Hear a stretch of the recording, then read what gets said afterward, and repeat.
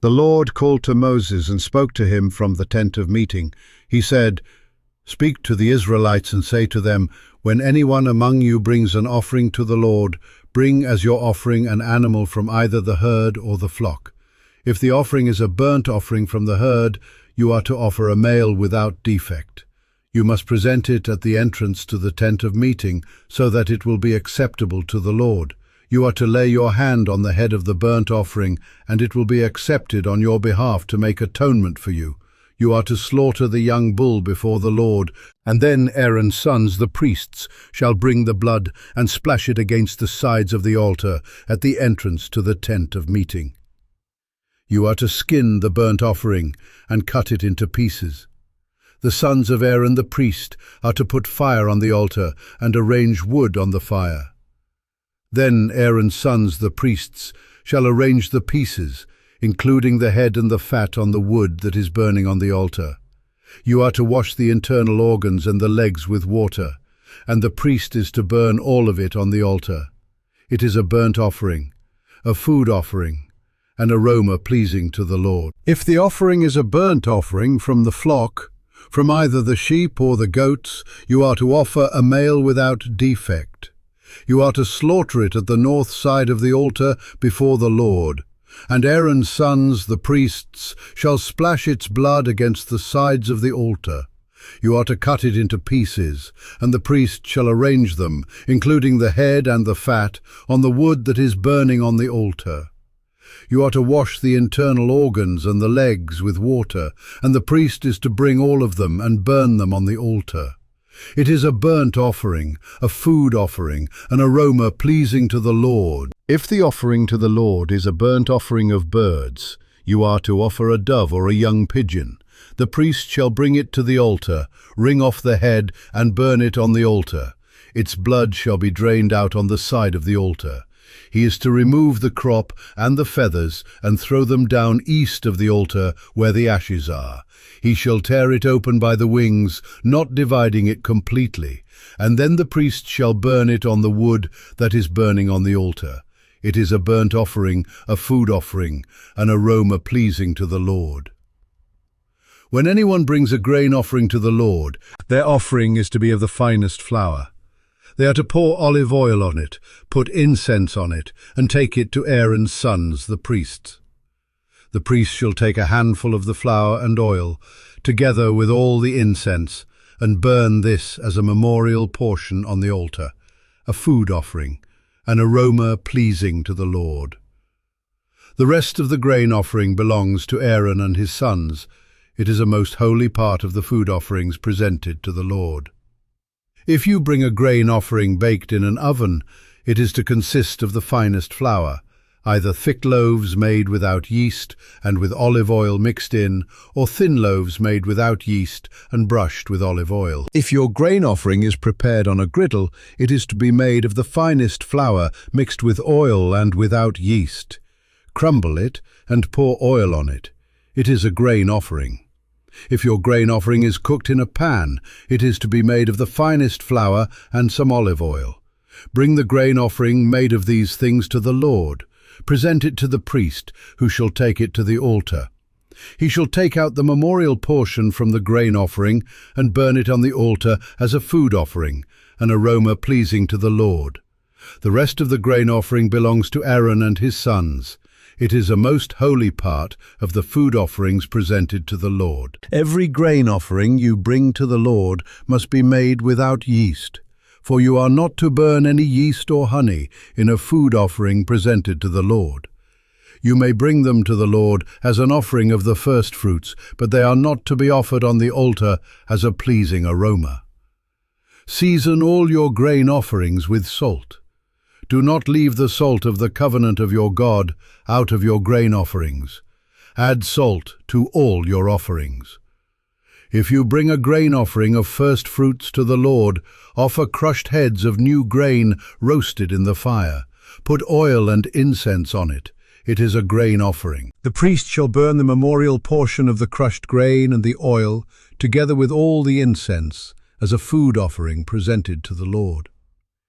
If your offering is a fellowship offering, and you offer an animal from the herd, whether male or female, You are to present before the Lord an animal without defect.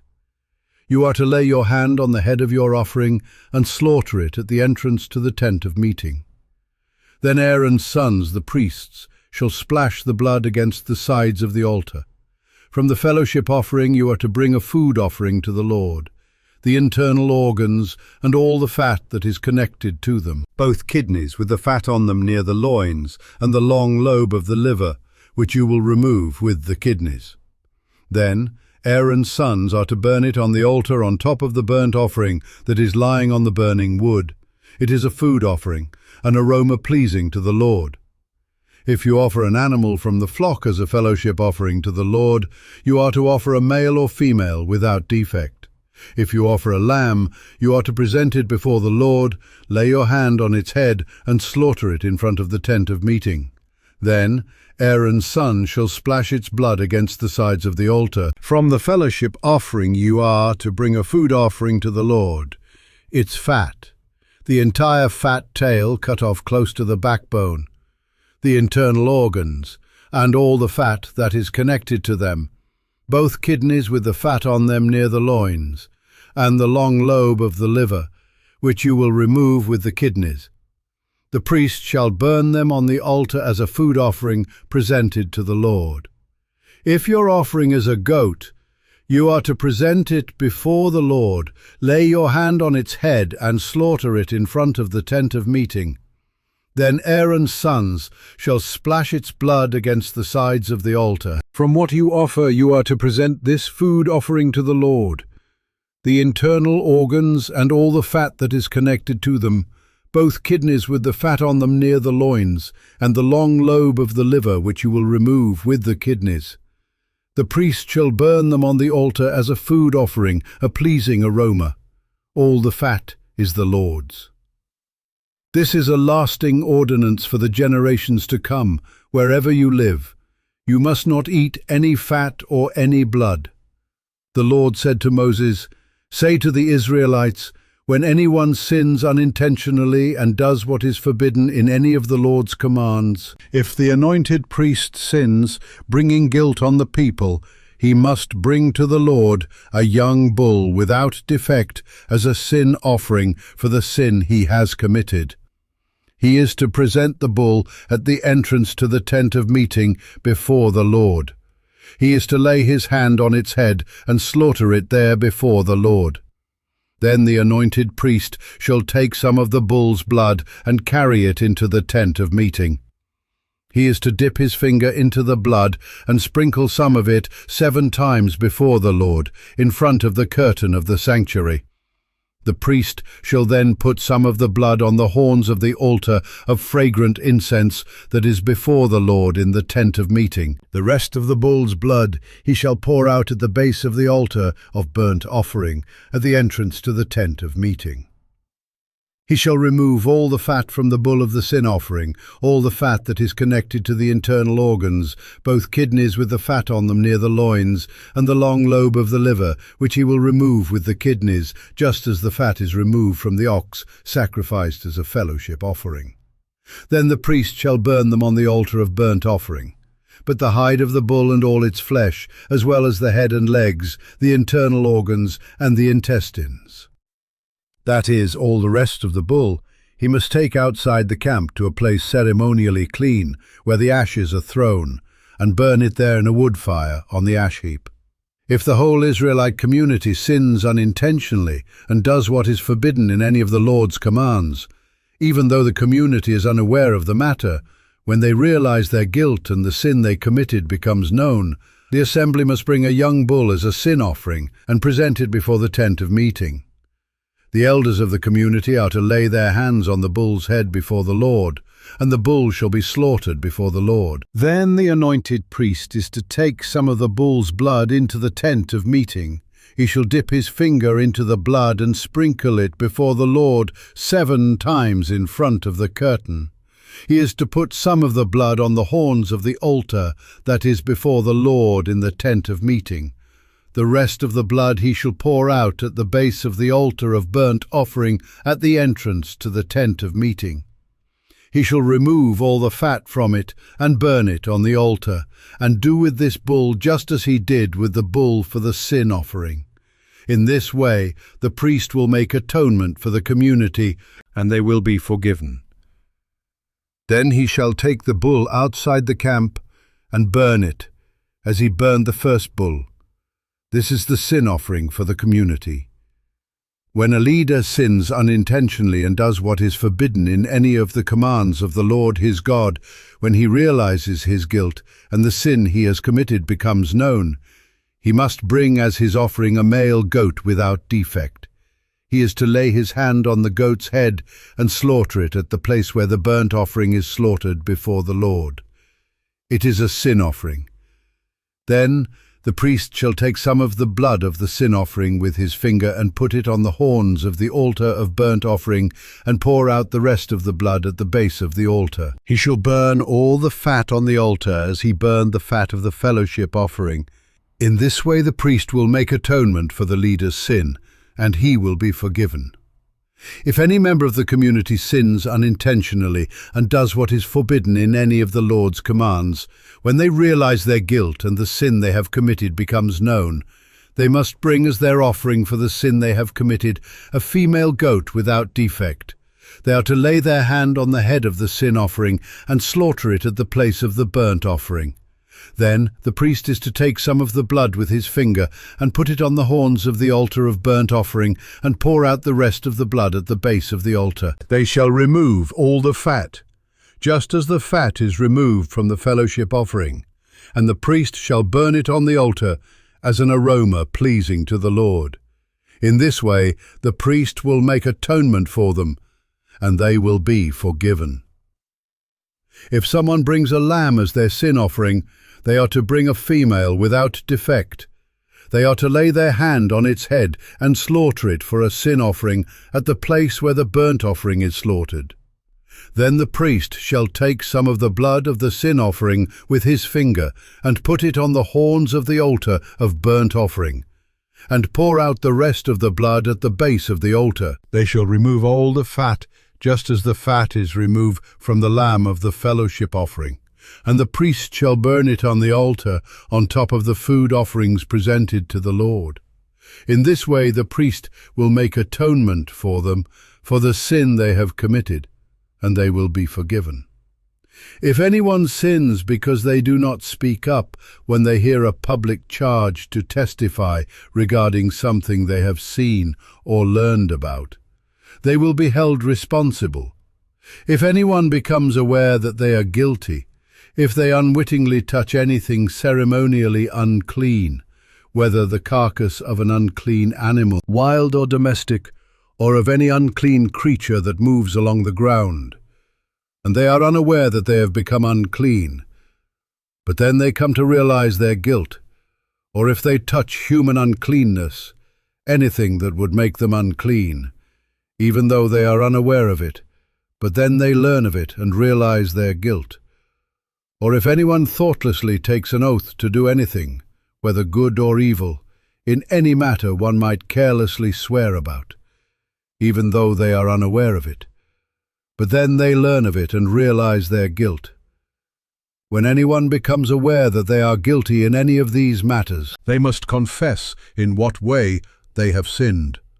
As a penalty for the sin they have committed, they must bring to the Lord a female lamb or goat from the flock as a sin offering, and the priest shall make atonement for them for their sin.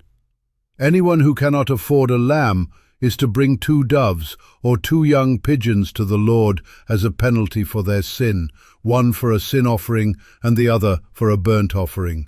They are to bring them to the priest, who shall first offer the one for the sin offering.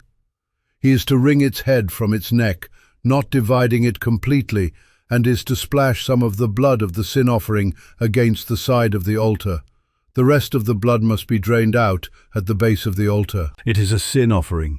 The priest shall then offer the other as a burnt offering in the prescribed way, and make atonement for them for the sin they have committed, and they will be forgiven. If, however, they cannot afford 2 doves or 2 young pigeons, they are to bring as an offering for their sin 1/10 of an ephah of the finest flour for a sin offering. They must not put olive oil or incense on it, because it is a sin offering. They are to bring it to the priest, who shall take a handful of it as a memorial portion and burn it on the altar on top of the food offerings presented to the Lord. It is a sin offering. In this way the priest will make atonement for them, for any of these sins they have committed, and they will be forgiven. The rest of the offering will belong to the priest, as in the case of the grain offering. The Lord said to Moses, "When anyone is unfaithful to the Lord by sinning unintentionally in regard to any of the Lord's holy things, they are to bring to the Lord, as a penalty, a ram from the flock, one without defect, and of the proper value in silver, according to the sanctuary shekel. It is a guilt offering. They must make restitution for what they have failed to do in regard to the holy things. Pay an additional penalty of 1/5 of its value, and give it all to the priest. The priest will make atonement for them with the ram as a guilt offering, and they will be forgiven. If anyone sins and does what is forbidden in any of the Lord's commands, even though they do not know it, they are guilty and will be held responsible. They are to bring to the priest as a guilt offering a ram from the flock, one without defect and of the proper value. In this way, the priest will make atonement for them for the wrong they have committed unintentionally, and they will be forgiven. It is a guilt offering. They have been guilty of wrongdoing against the Lord. The Lord said to Moses, "If anyone sins and is unfaithful to the Lord by deceiving a neighbor about something entrusted to them or left in their care, or about something stolen, or if they cheat their neighbor, or if they find lost property and lie about it, or if they swear falsely about any such sin that people may commit. When they sin in any of these ways and realize their guilt, they must return what they have stolen or taken by extortion, or what was entrusted to them, or the lost property they found, or whatever it was they swore falsely about. They must make restitution in full, add 1/5 of the value to it, and give it all to the owner on the day they present their guilt offering. And as a penalty they must bring to the priest, that is, to the Lord, their guilt offering, a ram from the flock, one without defect and of the proper value. In this way the priest will make atonement for them before the Lord, and they will be forgiven for any of the things they did that made them guilty." The Lord said to Moses, "Give Aaron and his sons this command. These are the regulations for the burnt offering. The burnt offering is to remain on the altar hearth throughout the night, till morning, and the fire must be kept burning on the altar. The priest shall then put on his linen clothes, with linen undergarments next to his body, and shall remove the ashes of the burnt offering that the fire has consumed on the altar, and place them beside the altar. Then he is to take off these clothes, and put on others, and carry the ashes outside the camp to a place that is ceremonially clean. The fire on the altar must be kept burning, it must not go out. Every morning the priest is to add firewood and arrange the burnt offering on the fire and burn the fat of the fellowship offerings on it. The fire must be kept burning on the altar continuously. It must not go out. These are the regulations for the grain offering. Aaron's sons are to bring it before the Lord, in front of the altar. The priest is to take a handful of the finest flour and some olive oil, together with all the incense on the grain offering, and burn the memorial portion on the altar as an aroma pleasing to the Lord. Aaron and his sons shall eat the rest of it, but it is to be eaten without yeast in the sanctuary area. They are to eat it in the courtyard of the tent of meeting. It must not be baked with yeast. I have given it as their share of the food offerings presented to me. Like the sin offering and the guilt offering, it is most holy. Any male descendant of Aaron may eat it. For all generations to come, it is his perpetual share of the food offerings presented to the Lord. Whatever touches them will become holy. The Lord also said to Moses, "This is the offering Aaron and his sons are to bring to the Lord on the day he is anointed, 1/10 of an ephah of the finest flour as a regular grain offering, half of it in the morning and half in the evening. It must be prepared with oil on a griddle. Bring it well mixed, and present the grain offering broken in pieces as an aroma pleasing to the Lord. The son who is to succeed him as anointed priest shall prepare it. It is the Lord's perpetual share and is to be burned completely. Every grain offering of a priest shall be burned completely. It must not be eaten." The Lord said to Moses, "Say to Aaron and his sons, these are the regulations for the sin offering. The sin offering is to be slaughtered before the Lord in the place the burnt offering is slaughtered. It is most holy. The priest who offers it shall eat it. It is to be eaten in the sanctuary area in the courtyard of the tent of meeting. Whatever touches any of the flesh will become holy, and if any of the blood is spattered on a garment, you must wash it in the sanctuary area. The clay pot the meat is cooked in must be broken, but if it is cooked in a bronze pot, the pot is to be scoured and rinsed with water. Any male in a priest's family may eat it. It is most holy.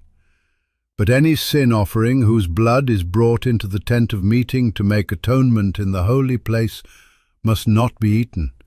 It must be burned up. These are the regulations for the guilt offering, which is most holy. The guilt offering is to be slaughtered in the place where the burnt offering is slaughtered, and its blood is to be splashed against the sides of the altar. All its fat shall be offered, the fat tail and the fat that covers the internal organs, both kidneys, with the fat on them near the loins, and the long lobe of the liver, which is to be removed with the kidneys. The priest shall burn them on the altar as a food offering presented to the Lord. It is a guilt offering. Any male in a priest's family may eat it, but it must be eaten in the sanctuary area. It is most holy. The same law applies to both the sin offering and the guilt offering. They belong to the priest who makes atonement with them. The priest who offers a burnt offering for anyone may keep its hide for himself. Every grain offering baked in an oven or cooked in a pan or on a griddle belongs to the priest who offers it. And every grain offering, whether mixed with olive oil or dry, belongs equally to all the sons of Aaron. These are the regulations for the fellowship offering anyone may present to the Lord. If they offer it as an expression of thankfulness, then, along with this thank offering, they are to offer thick loaves made without yeast and with olive oil mixed in, thin loaves made without yeast and brushed with oil, and thick loaves of the finest flour, well kneaded and with oil mixed in. Along with their fellowship offering of thanksgiving, they are to present an offering with thick loaves of bread made with yeast. They are to bring one of each kind as an offering, a contribution to the Lord.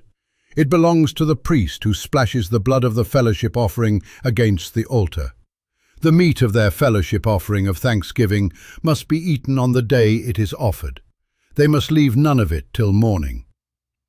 If, however, their offering is the result of a vow or is a free will offering, the sacrifice shall be eaten on the day they offer it, but anything left over may be eaten on the next day. Any meat of the sacrifice left over till the third day must be burned up. If any meat of the fellowship offering is eaten on the third day, the one who offered it will not be accepted. It will not be reckoned to their credit, for it has become impure. The person who eats any of it will be held responsible. Meat that touches anything ceremonially unclean must not be eaten. It must be burned up. As for other meat, anyone ceremonially clean may eat it. But if anyone who is unclean eats any meat of the fellowship offering belonging to the Lord, they must be cut off from their people. Anyone who touches something unclean, whether human uncleanness or an unclean animal, or any unclean creature that moves along the ground, and then eats any of the meat of the fellowship offering belonging to the Lord, must be cut off from their people. The Lord said to Moses, "Say to the Israelites, do not eat any of the fat of cattle, sheep, or goats. The fat of an animal found dead or torn by wild animals may be used for any other purpose, but you must not eat it. Anyone who eats the fat of an animal from which a food offering may be presented to the Lord must be cut off from their people. And wherever you live, you must not eat the blood of any bird or animal. Anyone who eats blood must be cut off from their people. The Lord said to Moses, "Say to the Israelites, anyone who brings a fellowship offering to the Lord is to bring part of it as their sacrifice to the Lord. With their own hands they are to present the food offering to the Lord. They are to bring the fat, together with the breast, and wave the breast before the Lord as a wave offering. The priest shall burn the fat on the altar, but the breast belongs to Aaron and his sons. You are to give the right thigh of your fellowship offerings to the priest as a contribution. The son of Aaron who offers the blood and the fat of the fellowship offering shall have the right thigh as his share. From the fellowship offerings of the Israelites I have taken the breast that is waved and the thigh that is presented, and have given them to Aaron the priest and his sons as their perpetual share from the Israelites. This is the portion of the food offerings presented to the Lord that were allotted to Aaron and his sons on the day they were presented to serve the Lord as priests. On the day they were anointed, the Lord commanded that the Israelites give this to them as their perpetual share for the generations to come. These then are the regulations for the burnt offering, the grain offering, the sin offering, the guilt offering, the ordination offering, and the fellowship offering, which the Lord gave Moses at Mount Sinai, in the desert of Sinai, on the day he commanded the Israelites to bring their offerings to the Lord. The Lord said to Moses, "Bring Aaron and his sons, their garments, the anointing oil, the bull for the sin offering, the 2 rams and the basket containing bread made without yeast, and gather the entire assembly at the entrance to the tent of meeting." Moses did as the Lord commanded him, and the assembly gathered at the entrance to the tent of meeting. Moses said to the assembly, "This is what the Lord has commanded to be done." Then Moses brought Aaron and his sons forward and washed them with water. He put the tunic on Aaron, tied the sash around him, clothed him with the robe, and put the ephod on him. He also fastened the ephod with a decorative waistband, which he tied around him. He placed the breastpiece on him and put the Urim and Thummim in the breastpiece. Then he placed the turban on Aaron's head and set the gold plate, the sacred emblem, on the front of it, as the Lord commanded Moses. Then Moses took the anointing oil and anointed the tabernacle and everything in it, and so consecrated them. He sprinkled some of the oil on the altar 7 times, anointing the altar and all its utensils, and the basin with its stand, to consecrate them. He poured some of the anointing oil on Aaron's head, and anointed him to consecrate him. Then he brought Aaron's sons forward, put tunics on them, tied sashes around them, and fastened caps on them, as the Lord commanded Moses. He then presented the bull for the sin offering, and Aaron and his sons laid their hands on its head. Moses slaughtered the bull and took some of the blood, and with his finger he put it on all the horns of the altar to purify the altar. He poured out the rest of the blood at the base of the altar. So he consecrated it to make atonement for it. Moses also took all the fat around the internal organs, the long lobe of the liver, and both kidneys and their fat, and burned it on the altar. But the bull with its hide and its flesh and its intestines he burned up outside the camp, as the Lord commanded Moses. He then presented the ram for the burnt offering, and Aaron and his sons laid their hands on its head. Then Moses slaughtered the ram and splashed the blood against the sides of the altar. He cut the ram into pieces and burned the head, the pieces and the fat. He washed the internal organs and the legs with water and burned the whole ram on the altar. It was a burnt offering, a pleasing aroma, a food offering presented to the Lord, as the Lord commanded Moses. He then presented the other ram, the ram for the ordination, and Aaron and his sons laid their hands on its head. Moses slaughtered the ram and took some of its blood and put it on the lobe of Aaron's right ear, on the thumb of his right hand, and on the big toe of his right foot. Moses also brought Aaron's sons forward and put some of the blood on the lobes of their right ears, on the thumbs of their right hands, and on the big toes of their right feet. Then he splashed blood against the sides of the altar. After that he took the fat tail, all the fat around the internal organs, the long lobe of the liver, both kidneys and their fat, and the right thigh.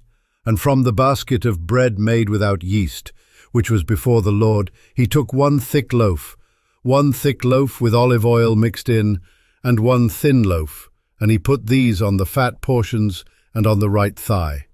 He put all these in the hands of Aaron and his sons, and they waved them before the Lord as a wave offering.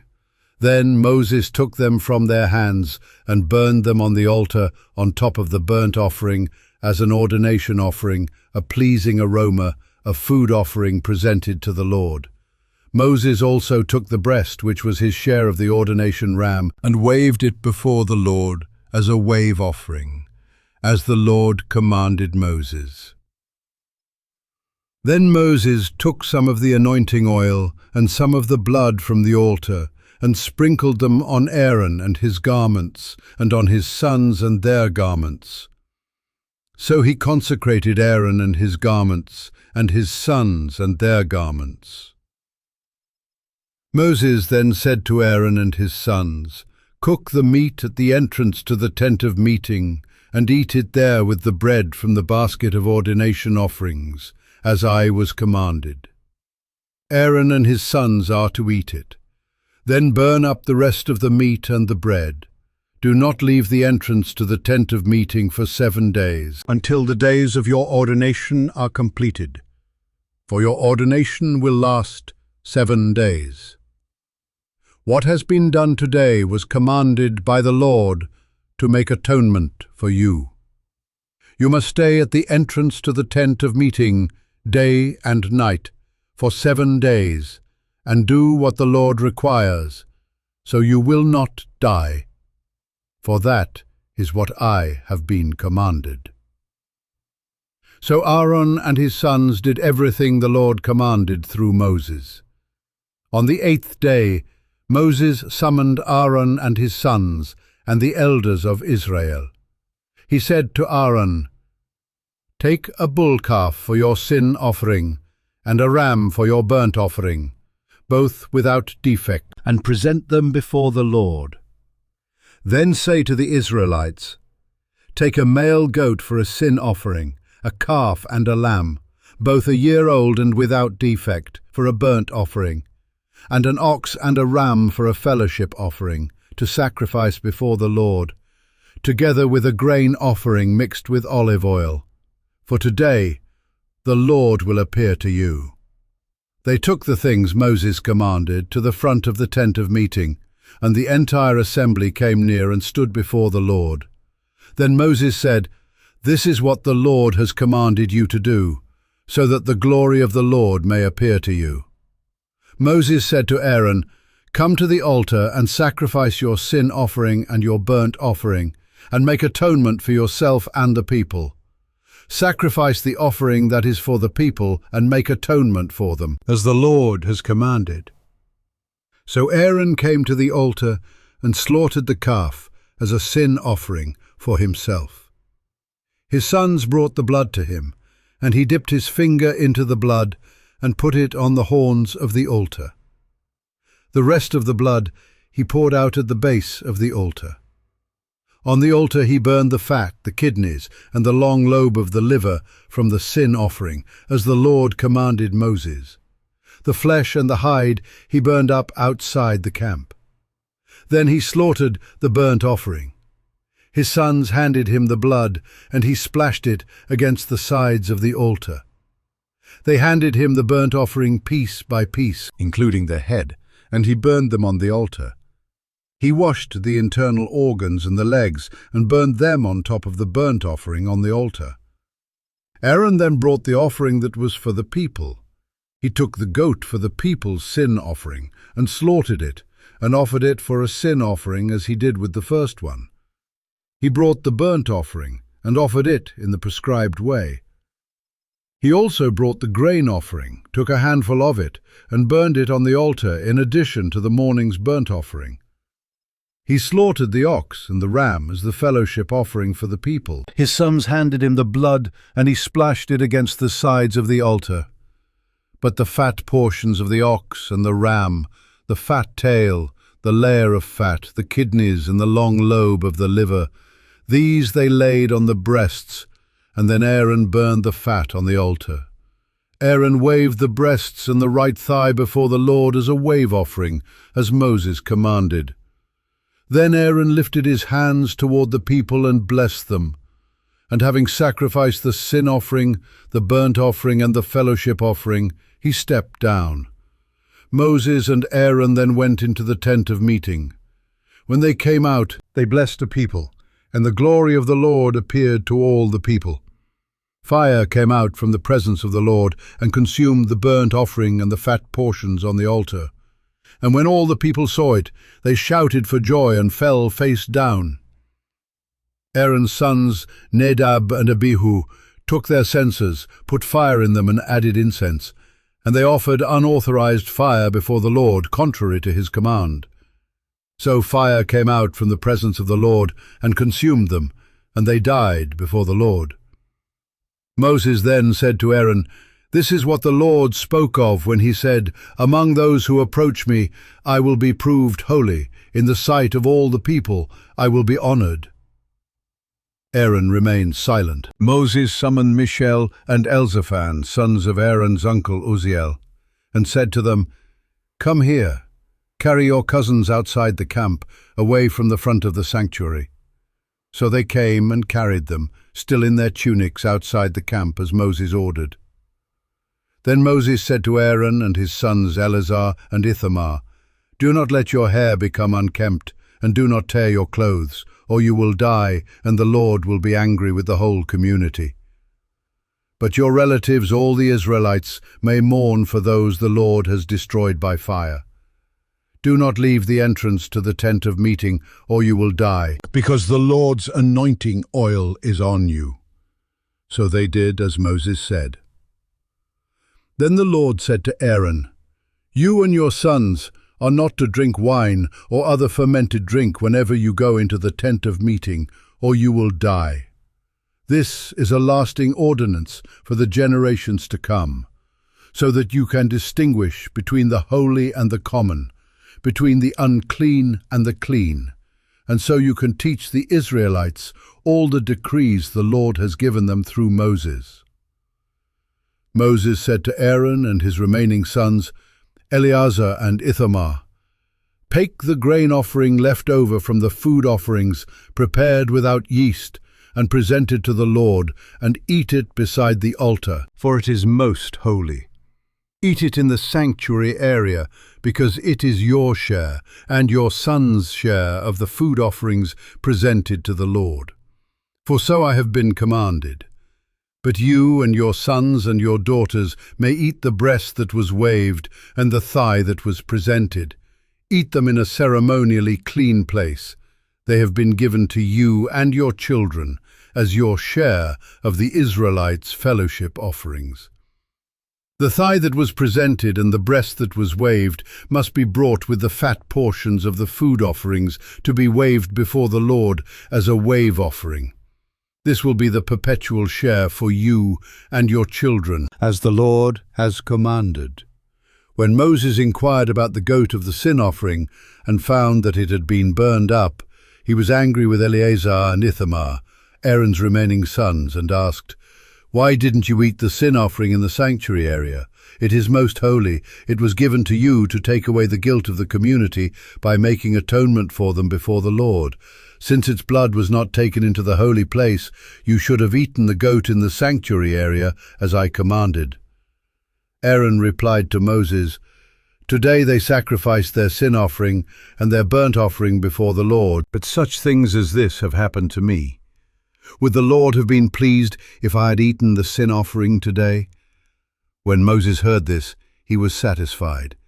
The Lord said to Moses and Aaron, "Say to the Israelites, of all the animals that live on land, these are the ones you may eat. You may eat any animal that has a divided hoof and that chews the cud. There are some that only chew the cud or only have a divided hoof, but you must not eat them. The camel, though it chews the cud, does not have a divided hoof. It is ceremonially unclean for you. The hyrax, though it chews the cud, does not have a divided hoof. It is unclean for you. The rabbit, though it chews the cud, does not have a divided hoof. It is unclean for you. And the pig, though it has a divided hoof, does not chew the cud. It is unclean for you. You must not eat their meat or touch their carcasses. They are unclean for you. Of all the creatures living in the water of the seas and the streams, you may eat any that have fins and scales, but all creatures in the seas or streams that do not have fins and scales, whether among all the swarming things or among all the other living creatures in the water, you are to regard as unclean. And since you are to regard them as unclean, you must not eat their meat. You must regard their carcasses as unclean. Anything living in the water that does not have fins and scales is to be regarded as unclean by you. These are the birds you are to regard as unclean and not eat because they are unclean: the eagle, the vulture, the black vulture, the red kite, any kind of black kite, any kind of raven, the horned owl, the screech owl, the gull, any kind of hawk, the little owl, the cormorant, the great owl, the white owl, the desert owl, the osprey, the stork, any kind of heron, the hoopoe and the bat. All flying insects that walk on all fours are to be regarded as unclean by you. There are, however, some flying insects that walk on all fours that you may eat, those that have jointed legs for hopping on the ground. Of these you may eat any kind of locust, katydid, cricket or grasshopper, but all other flying insects that have 4 legs you are to regard as unclean. You will make yourselves unclean by these. Whoever touches their carcasses will be unclean till evening. Whoever picks up one of their carcasses must wash their clothes, and they will be unclean till evening. Every animal that does not have a divided hoof, or that does not chew the cud, is unclean for you. Whoever touches the carcass of any of them will be unclean. Of all the animals that walk on all fours, those that walk on their paws are unclean for you. Whoever touches their carcasses will be unclean till evening. Anyone who picks up their carcasses must wash their clothes, and they will be unclean till evening. These animals are unclean for you. Of the animals that move along the ground, these are unclean for you: the weasel, the rat, any kind of great lizard, the gecko, the monitor lizard, the wall lizard, the skink, and the chameleon. Of all those that move along the ground, these are unclean for you. Whoever touches them when they are dead will be unclean till evening. When one of them dies and falls on something, that article, whatever its use, will be unclean, whether it is made of wood, cloth, hide, or sackcloth. Put it in water, it will be unclean till evening, and then it will be clean. If one of them falls into a clay pot, everything in it will be unclean, and you must break the pot. Any food you are allowed to eat that has come into contact with water from any such pot is unclean, and any liquid that is drunk from such a pot is unclean. Anything that one of their carcasses falls on becomes unclean. An oven or cooking pot must be broken up. They are unclean, and you are to regard them as unclean. A spring, however, or a cistern for collecting water remains clean. But anyone who touches one of these carcasses is unclean. If a carcass falls on any seeds that are to be planted, they remain clean. But if water has been put on the seed, and a carcass falls on it, it is unclean for you. If an animal that you are allowed to eat dies, anyone who touches its carcass will be unclean till evening. Anyone who eats some of its carcass must wash their clothes, and they will be unclean till evening. Anyone who picks up the carcass must wash their clothes, and they will be unclean till evening. Every creature that moves along the ground is to be regarded as unclean. It is not to be eaten. You are not to eat any creature that moves along the ground, whether it moves on its belly, or walks on all fours, or on many feet. It is unclean. Do not defile yourselves by any of these creatures. Do not make yourselves unclean by means of them, or be made unclean by them. I am the Lord your God. Consecrate yourselves and be holy, because I am holy.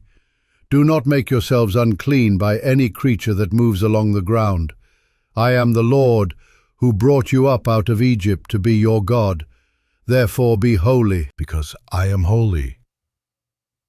These are the regulations concerning animals, birds, every living thing that moves about in the water, and every creature that moves along the ground. You must distinguish between the unclean and the clean, between living creatures that may be eaten and those that may not be eaten. The Lord said to Moses, "Say to the Israelites, a woman who becomes pregnant and gives birth to a son will be ceremonially unclean for 7 days, just as she is unclean during her monthly period. On the 8th day, the boy is to be circumcised. Then the woman must wait 33 days to be purified from her bleeding. She must not touch anything sacred or go to the sanctuary until the days of her purification are over. If she gives birth to a daughter, for 2 weeks the woman will be unclean, as during her period. Then she must wait 66 days to be purified from her bleeding. When the days of her purification for a son or daughter are over, she is to bring to the priest at the entrance to the tent of meeting a year-old lamb for a burnt offering, and a young pigeon or a dove for a sin offering.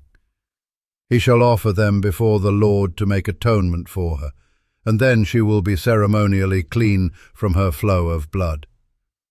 These are the regulations for the woman who gives birth to a boy or a girl. But if she cannot afford a lamb, she is to bring 2 doves or 2 young pigeons, one for a burnt offering and the other for a sin offering. In this way the priest will make atonement for her, and she will be clean.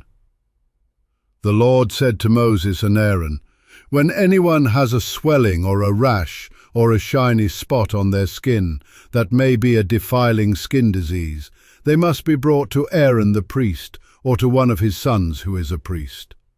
The priest is to examine the sore on the skin, and if the hair in the sore has turned white, and the sore appears to be more than skin deep, it is a defiling skin disease. When the priest examines that person, he shall pronounce them ceremonially unclean. If the shiny spot on the skin is white, but does not appear to be more than skin deep, and the hair in it has not turned white, the priest is to isolate the affected person for 7 days. On the 7th day, the priest is to examine them, and if he sees that the sore is unchanged and has not spread in the skin, he is to isolate them for another 7 days. On the 7th day, the priest is to examine them again, and if the sore has faded and has not spread in the skin, the priest shall pronounce them clean. It is only a rash. They must wash their clothes, and they will be clean.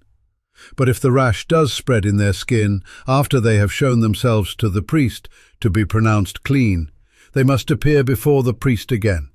The priest is to examine that person, and if the rash has spread in the skin, he shall pronounce them unclean. It is a defiling skin disease. When anyone has a defiling skin disease, they must be brought to the priest.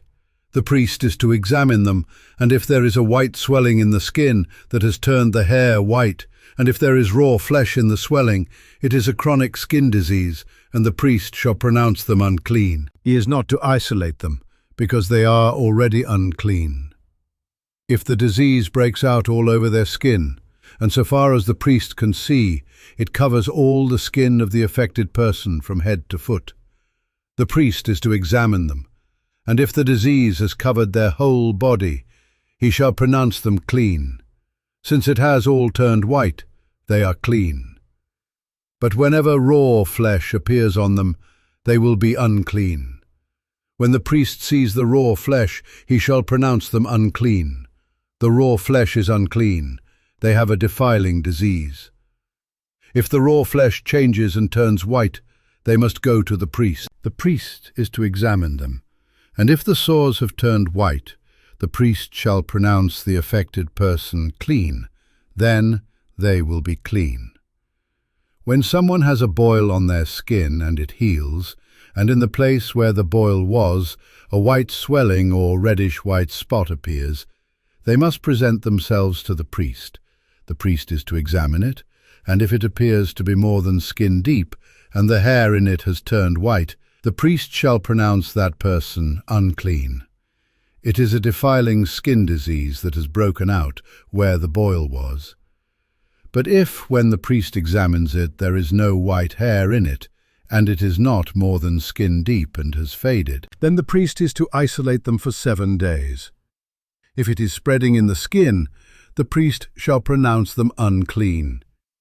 It is a defiling disease. But if the spot is unchanged and has not spread, it is only a scar from the boil, and the priest shall pronounce them clean.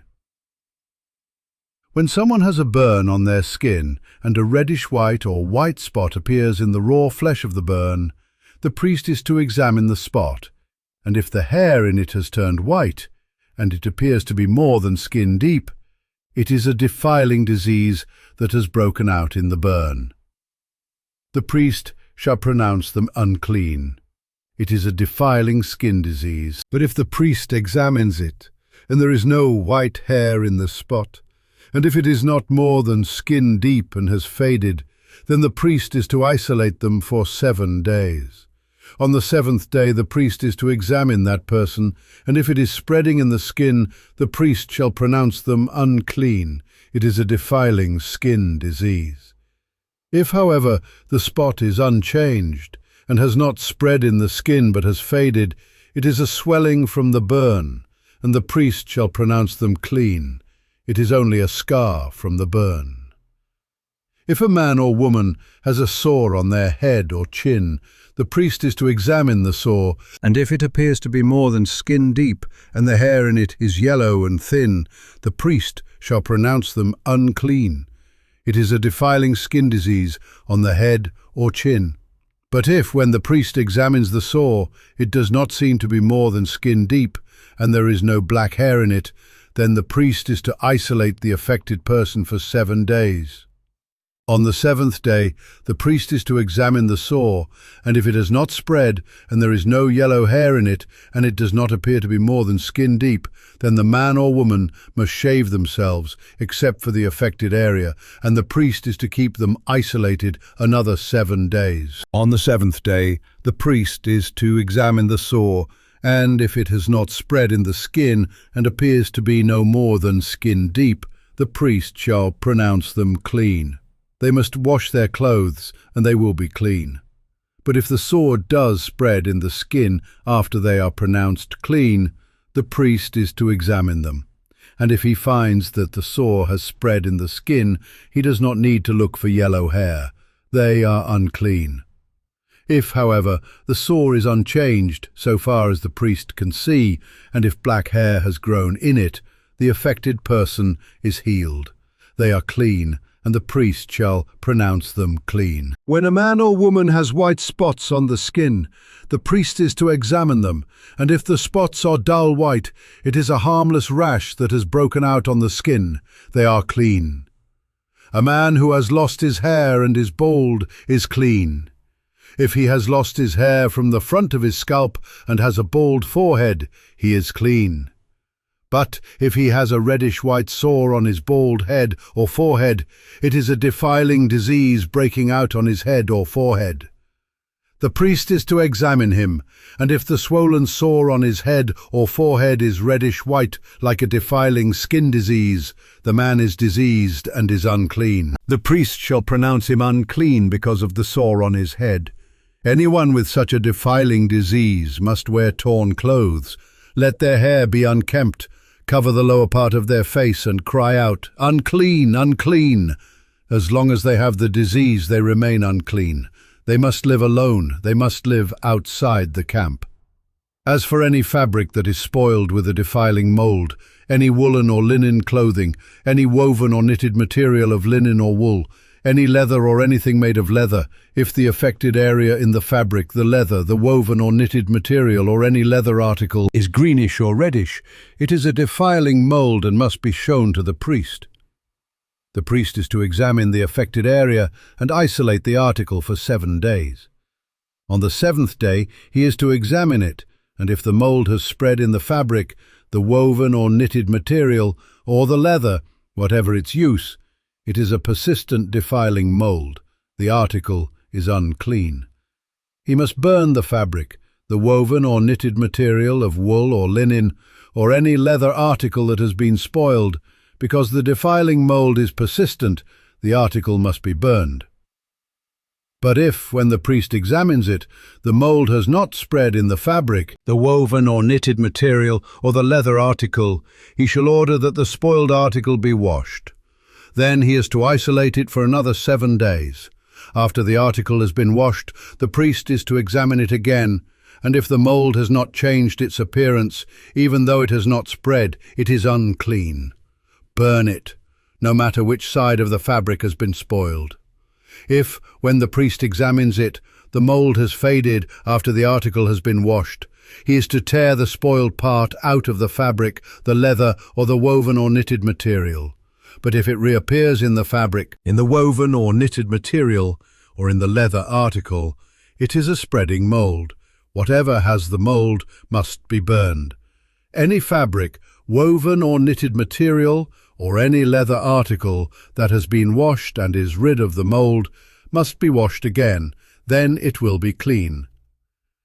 These are the regulations concerning defiling molds in woolen or linen clothing, woven or knitted material, or any leather article, for pronouncing them clean or unclean.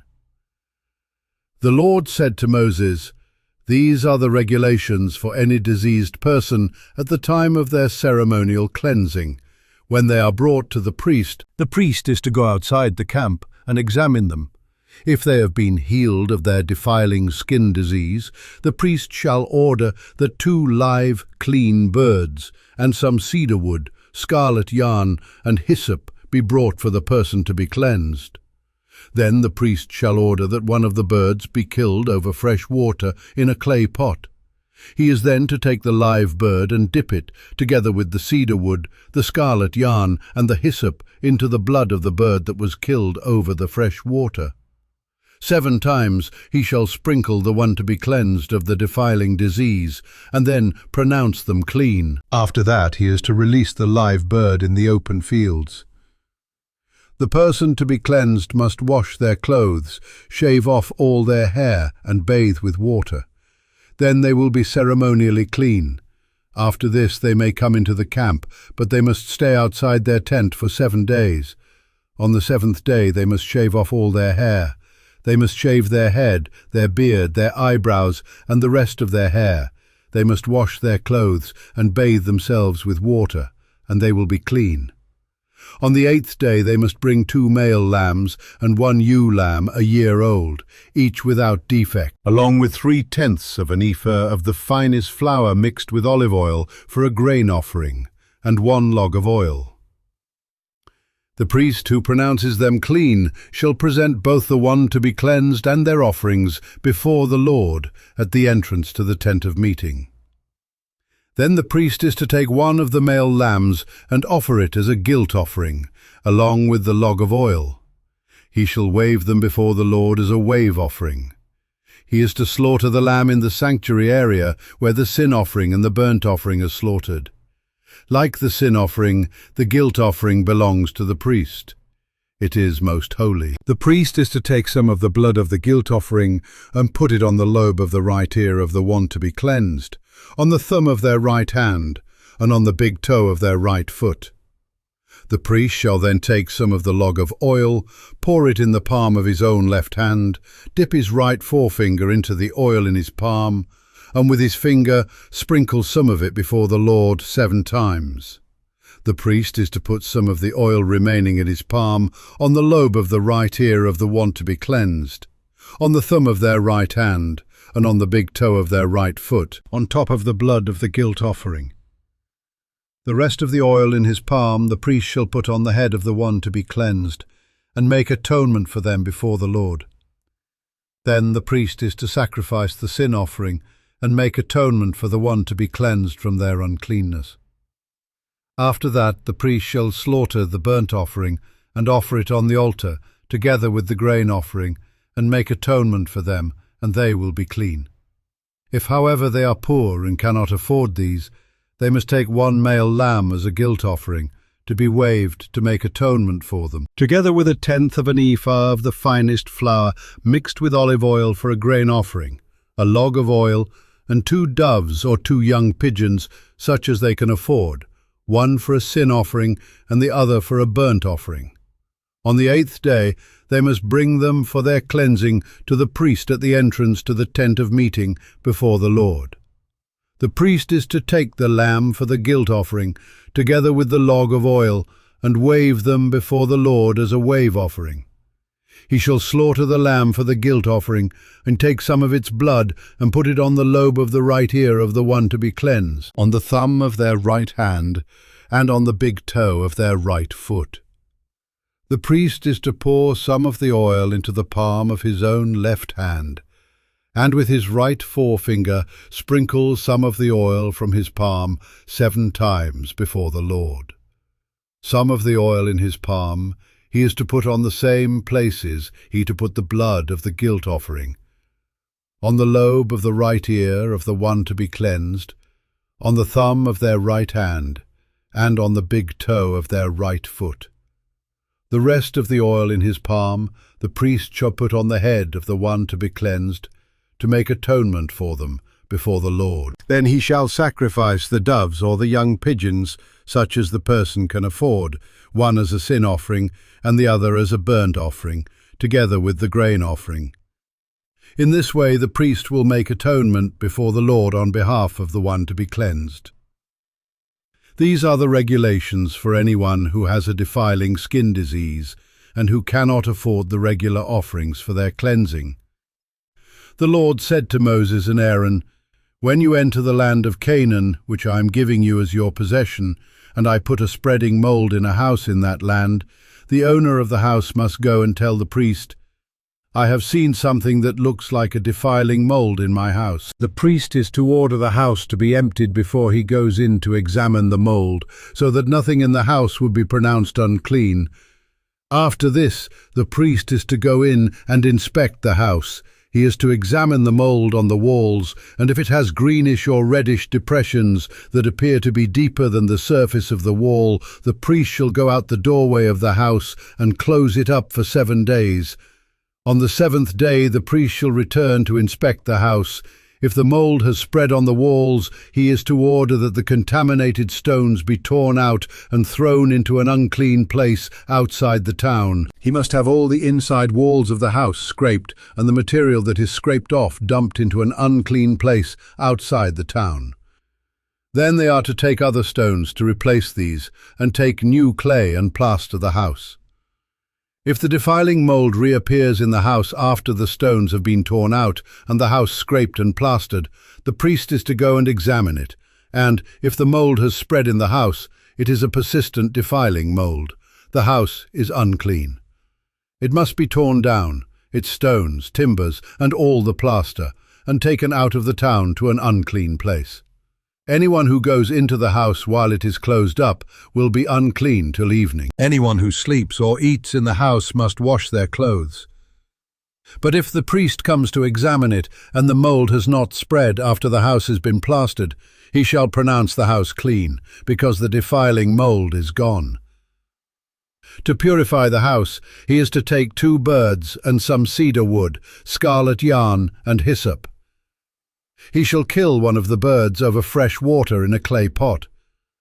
Then he is to take the cedar wood, the hyssop, the scarlet yarn, and the live bird, dip them into the blood of the dead bird and the fresh water, and sprinkle the house 7 times. He shall purify the house with the bird's blood, the fresh water, the live bird, the cedar wood, the hyssop, and the scarlet yarn. Then he is to release the live bird in the open fields outside the town. In this way he will make atonement for the house, and it will be clean. These are the regulations for any defiling skin disease, for a sore, for defiling molds in fabric or in a house, and for a swelling and rash or a shiny spot, to determine when something is clean or unclean. These are the regulations for defiling skin diseases and defiling molds. The Lord said to Moses and Aaron, "Speak to the Israelites and say to them, when any man has an unusual bodily discharge, such a discharge is unclean. Whether it continues flowing from his body or is blocked, it will make him unclean. This is how his discharge will bring about uncleanness. Any bed the man with a discharge lies on will be unclean, and anything he sits on will be unclean. Anyone who touches his bed must wash their clothes and bathe with water, and they will be unclean till evening. Whoever sits on anything that the man with the discharge sat on must wash their clothes and bathe with water, and they will be unclean till evening. Whoever touches the man who has a discharge must wash their clothes and bathe with water, and they will be unclean till evening. If the man with a discharge spits on anyone who is clean, they must wash their clothes and bathe with water, and they will be unclean till evening. Everything the man sits on when riding will be unclean, and whoever touches any of the things that were under him will be unclean till evening. Whoever picks up those things must wash their clothes and bathe with water, and they will be unclean till evening. Anyone the man with a discharge touches without rinsing his hands with water must wash their clothes and bathe with water, and they will be unclean till evening. A clay pot that the man touches must be broken, and any wooden article is to be rinsed with water. When a man is cleansed from his discharge, he is to count off 7 days for his ceremonial cleansing. He must wash his clothes and bathe himself with fresh water, and he will be clean. On the 8th day he must take 2 doves or 2 young pigeons and come before the Lord to the entrance to the tent of meeting and give them to the priest. The priest is to sacrifice them, the one for a sin offering and the other for a burnt offering. In this way he will make atonement before the Lord for the man because of his discharge. When a man has an emission of semen, he must bathe his whole body with water, and he will be unclean till evening. Any clothing or leather that has semen on it must be washed with water, and it will be unclean till evening. When a man has sexual relations with a woman, and there is an emission of semen, both of them must bathe with water, and they will be unclean till evening. When a woman has her regular flow of blood, the impurity of her monthly period will last 7 days, and anyone who touches her will be unclean till evening. Anything she lies on during her period will be unclean, and anything she sits on will be unclean.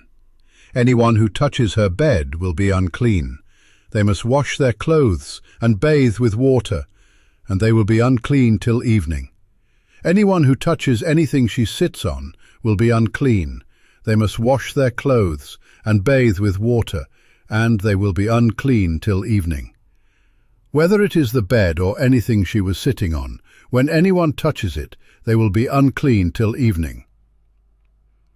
If a man has sexual relations with her, and her monthly flow touches him, he will be unclean for 7 days. Any bed he lies on will be unclean. When a woman has a discharge of blood for many days at a time, other than her monthly period, or has a discharge that continues beyond her period, she will be unclean as long as she has the discharge, just as in the days of her period. Any bed she lies on while a discharge continues will be unclean, as is her bed during her monthly period, and anything she sits on will be unclean, as during her period. Anyone who touches them will be unclean. They must wash their clothes and bathe with water, and they will be unclean till evening. When she is cleansed from her discharge, she must count off 7 days, and after that she will be ceremonially clean.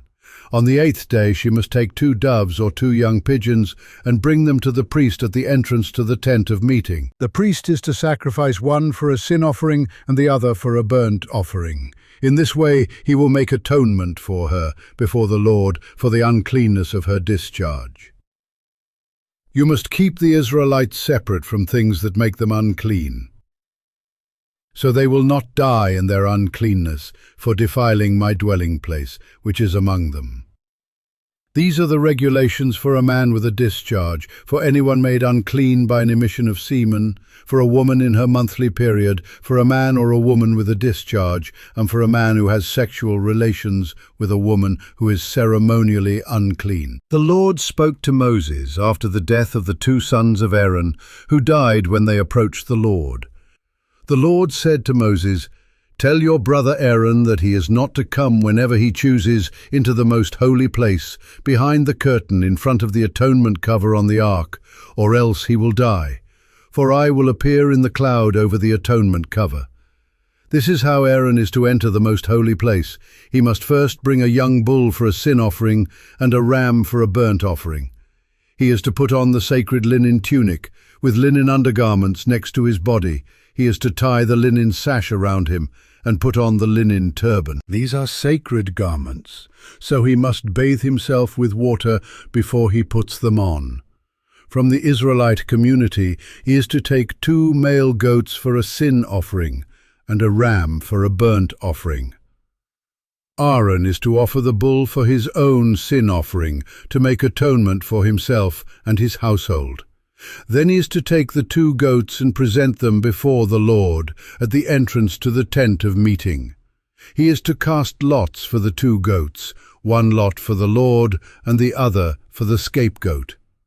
Aaron shall bring the goat whose lot falls to the Lord and sacrifice it for a sin offering.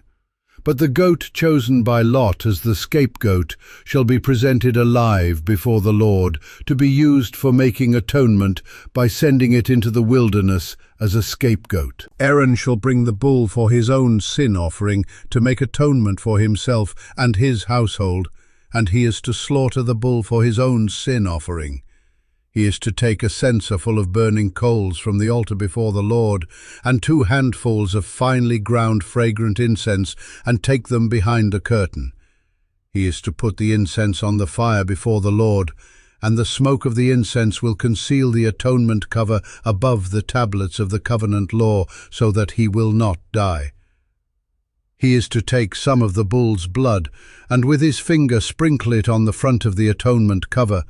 Then he shall sprinkle some of it with his finger 7 times before the atonement cover. He shall then slaughter the goat for the sin offering for the people, and take its blood behind the curtain, and do with it as he did with the bull's blood. He shall sprinkle it on the atonement cover and in front of it. In this way he will make atonement for the most holy place, because of the uncleanness and rebellion of the Israelites, whatever their sins have been. He is to do the same for the tent of meeting, which is among them in the midst of their uncleanness. No one is to be in the tent of meeting from the time Aaron goes in to make atonement in the most holy place, until he comes out, having made atonement for himself, his household, and the whole community of Israel. Then he shall come out to the altar that is before the Lord, and make atonement for it. He shall take some of the bull's blood and some of the goat's blood, and put it on all the horns of the altar. He shall sprinkle some of the blood on it with his finger 7 times, to cleanse it and to consecrate it from the uncleanness of the Israelites. When Aaron has finished making atonement for the most holy place, the tent of meeting and the altar, he shall bring forward the live goat. He is to lay both hands on the head of the live goat, and confess over it all the wickedness and rebellion of the Israelites, all their sins, and put them on the goat's head. He shall send the goat away into the wilderness in the care of someone appointed for the task. The goat will carry on itself all their sins to a remote place, and the man shall release it, in the wilderness. Then Aaron is to go into the tent of meeting and take off the linen garments he put on before he entered the most holy place, and he is to leave them there. He shall bathe himself with water in the sanctuary area and put on his regular garments. Then he shall come out and sacrifice the burnt offering for himself and the burnt offering for the people, to make atonement for himself and for the people. He shall also burn the fat of the sin offering on the altar. The man who releases the goat as a scapegoat must wash his clothes and bathe himself with water. Afterward he may come into the camp. The bull and the goat for the sin offerings, whose blood was brought into the most holy place to make atonement, must be taken outside the camp. Their hides, flesh and intestines are to be burned up. The man who burns them must wash his clothes and bathe himself with water. Afterward he may come into the camp. This is to be a lasting ordinance for you. On the 10th day of the 7th month you must deny yourselves and not do any work, whether native-born or foreigner residing among you, because on this day atonement will be made for you, to cleanse you. Then before the Lord you will be clean from all your sins. It is a day of Sabbath rest, and you must deny yourselves. It is a lasting ordinance. The priest who is anointed and ordained to succeed his father as high priest is to make atonement. He is to put on the sacred linen garments and make atonement for the most holy place, for the tent of meeting and the altar, and for the priests and all the members of the community. This is to be a lasting ordinance for you.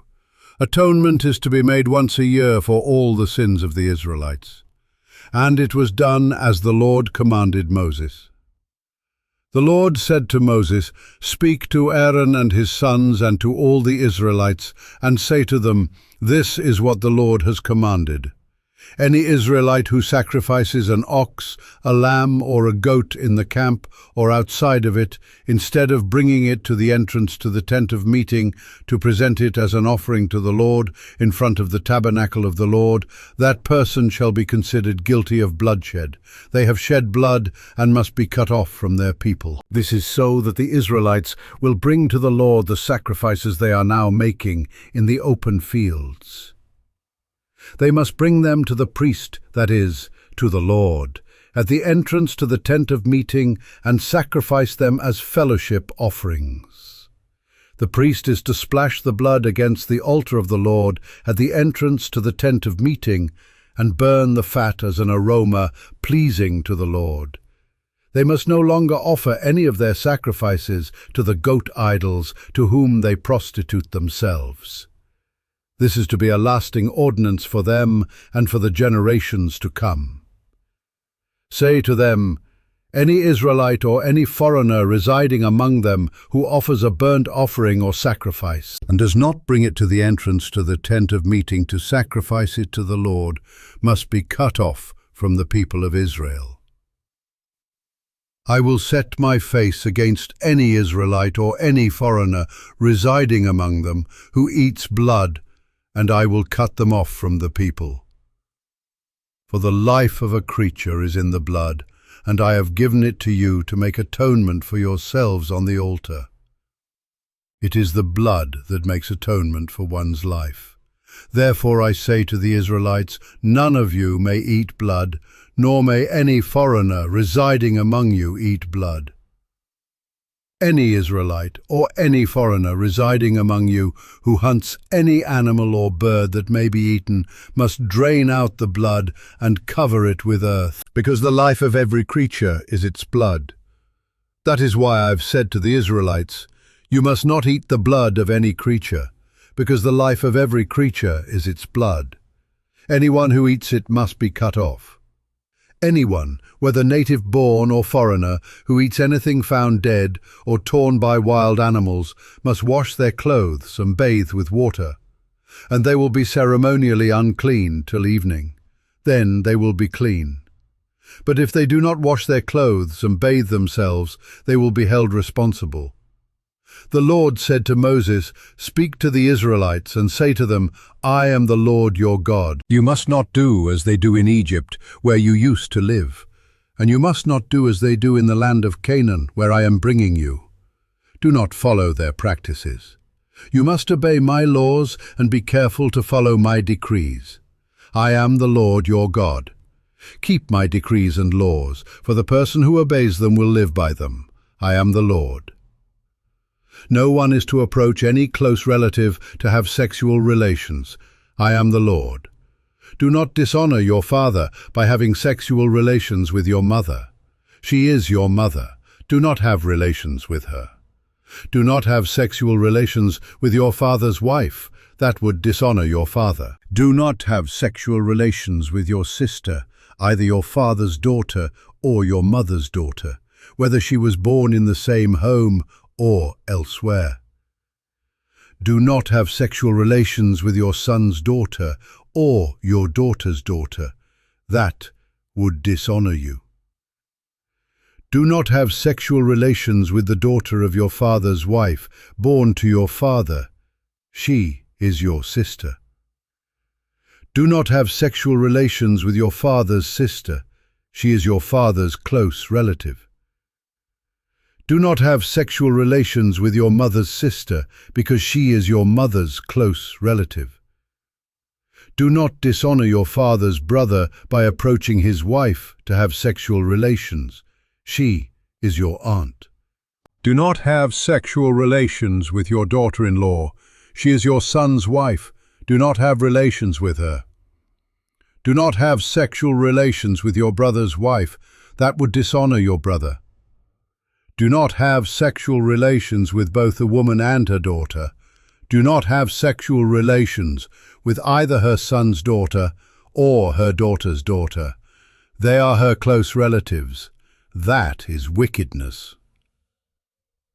Do not take your wife's sister as a rival wife and have sexual relations with her while your wife is living. Do not approach a woman to have sexual relations during the uncleanness of her monthly period. Do not have sexual relations with your neighbor's wife and defile yourself with her. Do not give any of your children to be sacrificed to Molech, for you must not profane the name of your God. I am the Lord. Do not have sexual relations with a man as one does with a woman. That is detestable. Do not have sexual relations with an animal and defile yourself with it.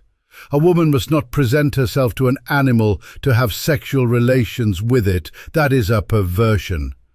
Do not defile yourselves in any of these ways, because this is how the nations that I'm going to drive out before you became defiled. Even the land was defiled, so I punished it for its sin, and the land vomited out its inhabitants. But you must keep my decrees and my laws. The native-born and the foreigners residing among you must not do any of these detestable things, for all these things were done by the people who lived in the land before you, and the land became defiled. And if you defile the land, it will vomit you out, as it vomited out the nations that were before you. Everyone who does any of these detestable things, such persons must be cut off from their people. Keep my requirements and do not follow any of the detestable customs that were practiced before you came, and do not defile yourselves with them. I am the Lord your God. The Lord said to Moses, "Speak to the entire assembly of Israel and say to them, 'Be holy, because I, the Lord your God, am holy. Each of you must respect your mother and father, and you must observe my Sabbaths. I am the Lord your God. Do not turn to idols or make metal gods for yourselves. I am the Lord your God. When you sacrifice a fellowship offering to the Lord, sacrifice it in such a way that it will be accepted on your behalf. It shall be eaten on the day you sacrifice it or on the next day. Anything left over until the third day must be burned up. If any of it is eaten on the third day, it is impure and will not be accepted. Whoever eats it will be held responsible because they have desecrated what is holy to the Lord. They must be cut off from their people. When you reap the harvest of your land, do not reap to the very edges of your field or gather the gleanings of your harvest. Do not go over your vineyard a second time or pick up the grapes that have fallen. Leave them for the poor and the foreigner. I am the Lord your God. Do not steal. Do not lie. Do not deceive one another. Do not swear falsely by my name and so profane the name of your God. I am the Lord. Do not defraud or rob your neighbor. Do not hold back the wages of a hired worker overnight. Do not curse the deaf or put a stumbling block in front of the blind, but fear your God. I am the Lord. Do not pervert justice. Do not show partiality to the poor or favoritism to the great, but judge your neighbor fairly. Do not go about spreading slander among your people. Do not do anything that endangers your neighbor's life. I am the Lord. Do not hate a fellow Israelite in your heart. Rebuke your neighbor frankly, so you will not share in their guilt. Do not seek revenge or bear a grudge against anyone among your people, but love your neighbor as yourself. I am the Lord. Keep my decrees. Do not mate different kinds of animals. Do not plant your field with two kinds of seed. Do not wear clothing woven of two kinds of material. If a man sleeps with a female slave who is promised to another man, but who has not been ransomed or given her freedom, there must be due punishment. Yet they are not to be put to death, because she had not been freed. The man, however, must bring a ram to the entrance to the tent of meeting for a guilt offering to the Lord. With the ram of the guilt offering, the priest is to make atonement for him before the Lord for the sin he has committed, and his sin will be forgiven. When you enter the land and plant any kind of fruit tree, regard its fruit as forbidden. For 3 years you are to consider it forbidden. It must not be eaten. In the 4th year all its fruit will be holy, an offering of praise to the Lord. But in the 5th year you may eat its fruit.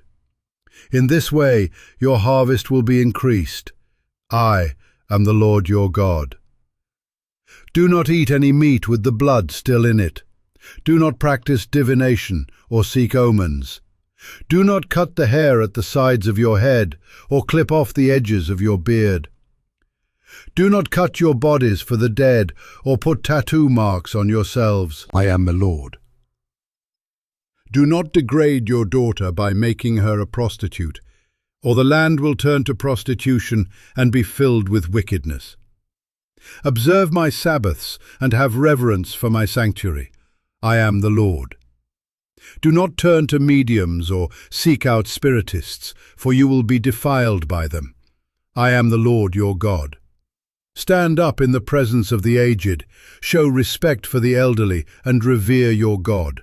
I am the Lord. When a foreigner resides among you in your land, do not mistreat them. The foreigner residing among you must be treated as your native born. Love them as yourself, for you were foreigners in Egypt. I am the Lord your God. Do not use dishonest standards when measuring length, weight, or quantity. Use honest scales and honest weights, an honest ephah and an honest hin. I am the Lord your God who brought you out of Egypt. Keep all my decrees and all my laws and follow them. I am the Lord. The Lord said to Moses, "Say to the Israelites, any Israelite or any foreigner residing in Israel who sacrifices any of his children to Molech is to be put to death. The members of the community are to stone him. I myself will set my face against him and will cut him off from his people. For by sacrificing his children to Molech, he has defiled my sanctuary and profaned my holy name. If the members of the community close their eyes when that man sacrifices one of his children to Molech, and if they fail to put him to death, I myself will set my face against him and his family, and will cut them off from their people, together with all who follow him in prostituting themselves to Molech. I will set my face against anyone who turns to mediums and spiritists to prostitute themselves by following them, and I will cut them off from their people. Consecrate yourselves and be holy, because I am the Lord your God. Keep my decrees and follow them. I am the Lord who makes you holy. Anyone who curses their father or mother is to be put to death. Because they have cursed their father or mother, their blood will be on their own head. If a man commits adultery with another man's wife, with the wife of his neighbor, both the adulterer and the adulteress are to be put to death. If a man has sexual relations with his father's wife, he has dishonored his father. Both the man and the woman are to be put to death. Their blood will be on their own heads. If a man has sexual relations with his daughter-in-law, both of them are to be put to death. What they have done is a perversion. Their blood will be on their own heads. If a man has sexual relations with a man as one does with a woman, both of them have done what is detestable. They are to be put to death. Their blood will be on their own heads. If a man marries both a woman and her mother, it is wicked. Both he and they must be burned in the fire, so that no wickedness will be among you. If a man has sexual relations with an animal, he is to be put to death, and you must kill the animal. If a woman approaches an animal to have sexual relations with it, kill both the woman and the animal. They are to be put to death. Their blood will be on their own heads. If a man marries his sister, the daughter of either his father or his mother, and they have sexual relations, it is a disgrace. They are to be publicly removed from their people. He has dishonored his sister and will be held responsible. If a man has sexual relations with a woman during her monthly period, he has exposed the source of her flow, and she has also uncovered it. Both of them are to be cut off from their people. Do not have sexual relations with the sister of either your mother or your father, for that would dishonor a close relative. Both of you would be held responsible. If a man has sexual relations with his aunt, he has dishonored his uncle. They will be held responsible. They will die childless. If a man marries his brother's wife, it is an act of impurity. He has dishonored his brother. They will be childless. Keep all my decrees and laws and follow them, so that the land where I am bringing you to live may not vomit you out. You must not live according to the customs of the nations I am going to drive out before you. Because they did all these things, I abhorred them. But I said to you, you will possess their land. I will give it to you as an inheritance, a land flowing with milk and honey. I am the Lord your God, who has set you apart from the nations. You must therefore make a distinction between clean and unclean animals, and between unclean and clean birds. Do not defile yourselves by any animal or bird, or anything that moves along the ground, those that I have set apart as unclean for you. You are to be holy to me, because I, the Lord, am holy, and I have set you apart from the nations to be my own. A man or woman who is a medium or spiritist among you must be put to death. You are to stone them. Their blood will be on their own heads. The Lord said to Moses, Speak to the priests, the sons of Aaron, and say to them, A priest must not make himself ceremonially unclean for any of his people who die, except for a close relative, such as his mother or father, his son or daughter, his brother, or an unmarried sister who is dependent on him, since she has no husband. For her he may make himself unclean. He must not make himself unclean for people related to him by marriage, and so defile himself. Priests must not shave their heads, or shave off the edges of their beards, or cut their bodies. They must be holy to their God, and must not profane the name of their God. Because they present the food offerings to the Lord, the food of their God, they are to be holy. They must not marry women defiled by prostitution or divorced from their husbands, because priests are holy to their God. Regard them as holy, because they offer up the food of your God. Consider them holy, because I, the Lord, am holy, I who make you holy. If a priest's daughter defiles herself by becoming a prostitute, she disgraces her father. She must be burned in the fire. The high priest, the one among his brothers, who has had the anointing oil poured on his head and who has been ordained to wear the priestly garments, must not let his hair become unkempt or tear his clothes. He must not enter a place where there is a dead body.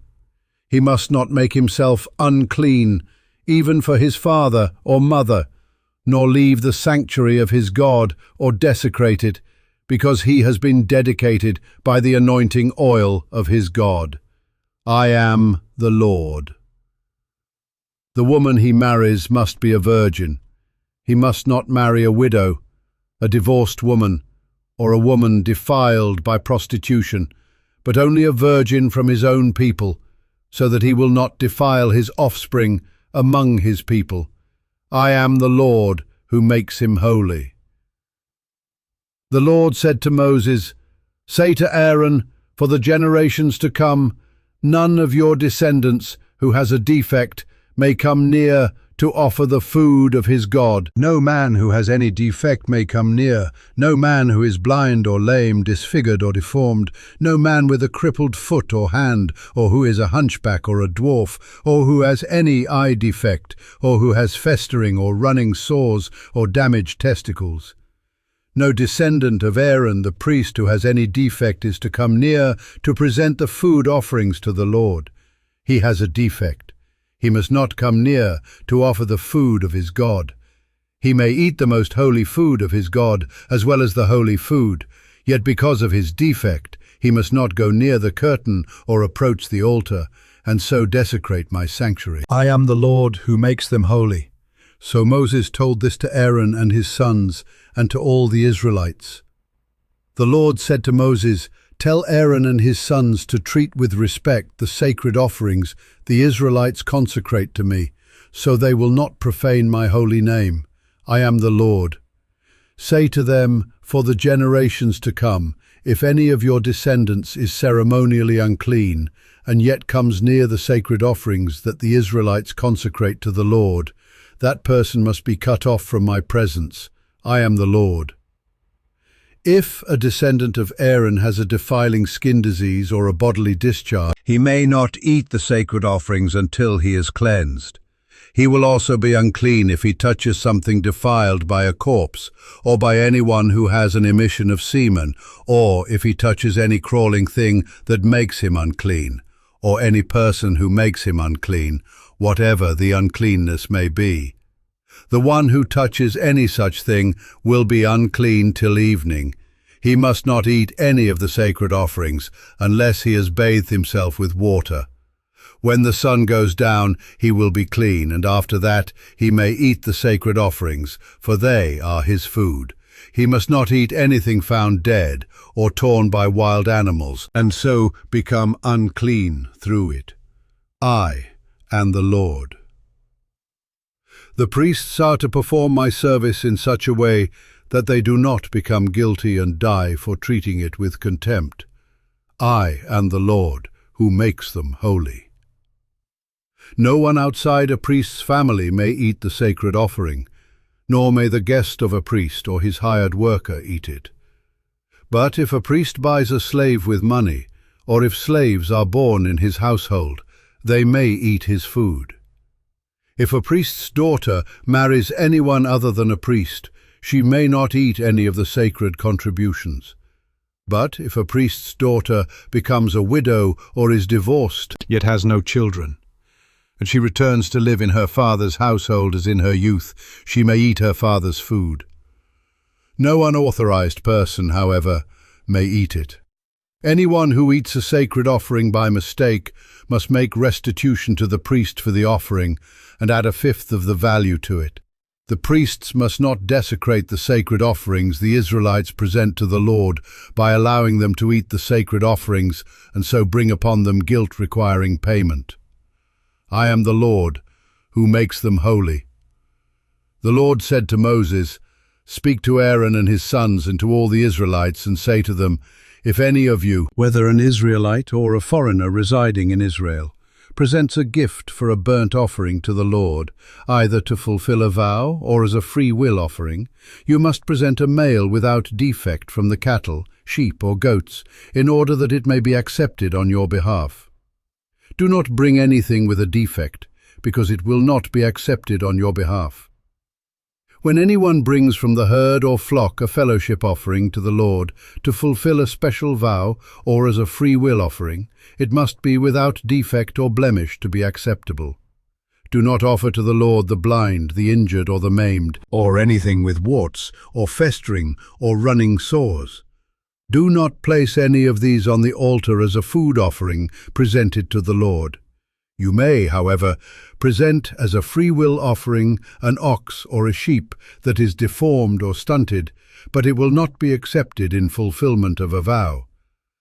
You must not offer to the Lord an animal whose testicles are bruised, crushed, torn, or cut. You must not do this in your own land, and you must not accept such animals from the hand of a foreigner and offer them as the food of your God. They will not be accepted on your behalf, because they are deformed and have defects. The Lord said to Moses, "When a calf, a lamb, or a goat is born, it is to remain with its mother for 7 days. From the 8th day on, it will be acceptable as a food offering presented to the Lord. Do not slaughter a cow or a sheep and its young on the same day. When you sacrifice a thank offering to the Lord, sacrifice it in such a way that it will be accepted on your behalf. It must be eaten that same day. Leave none of it till morning.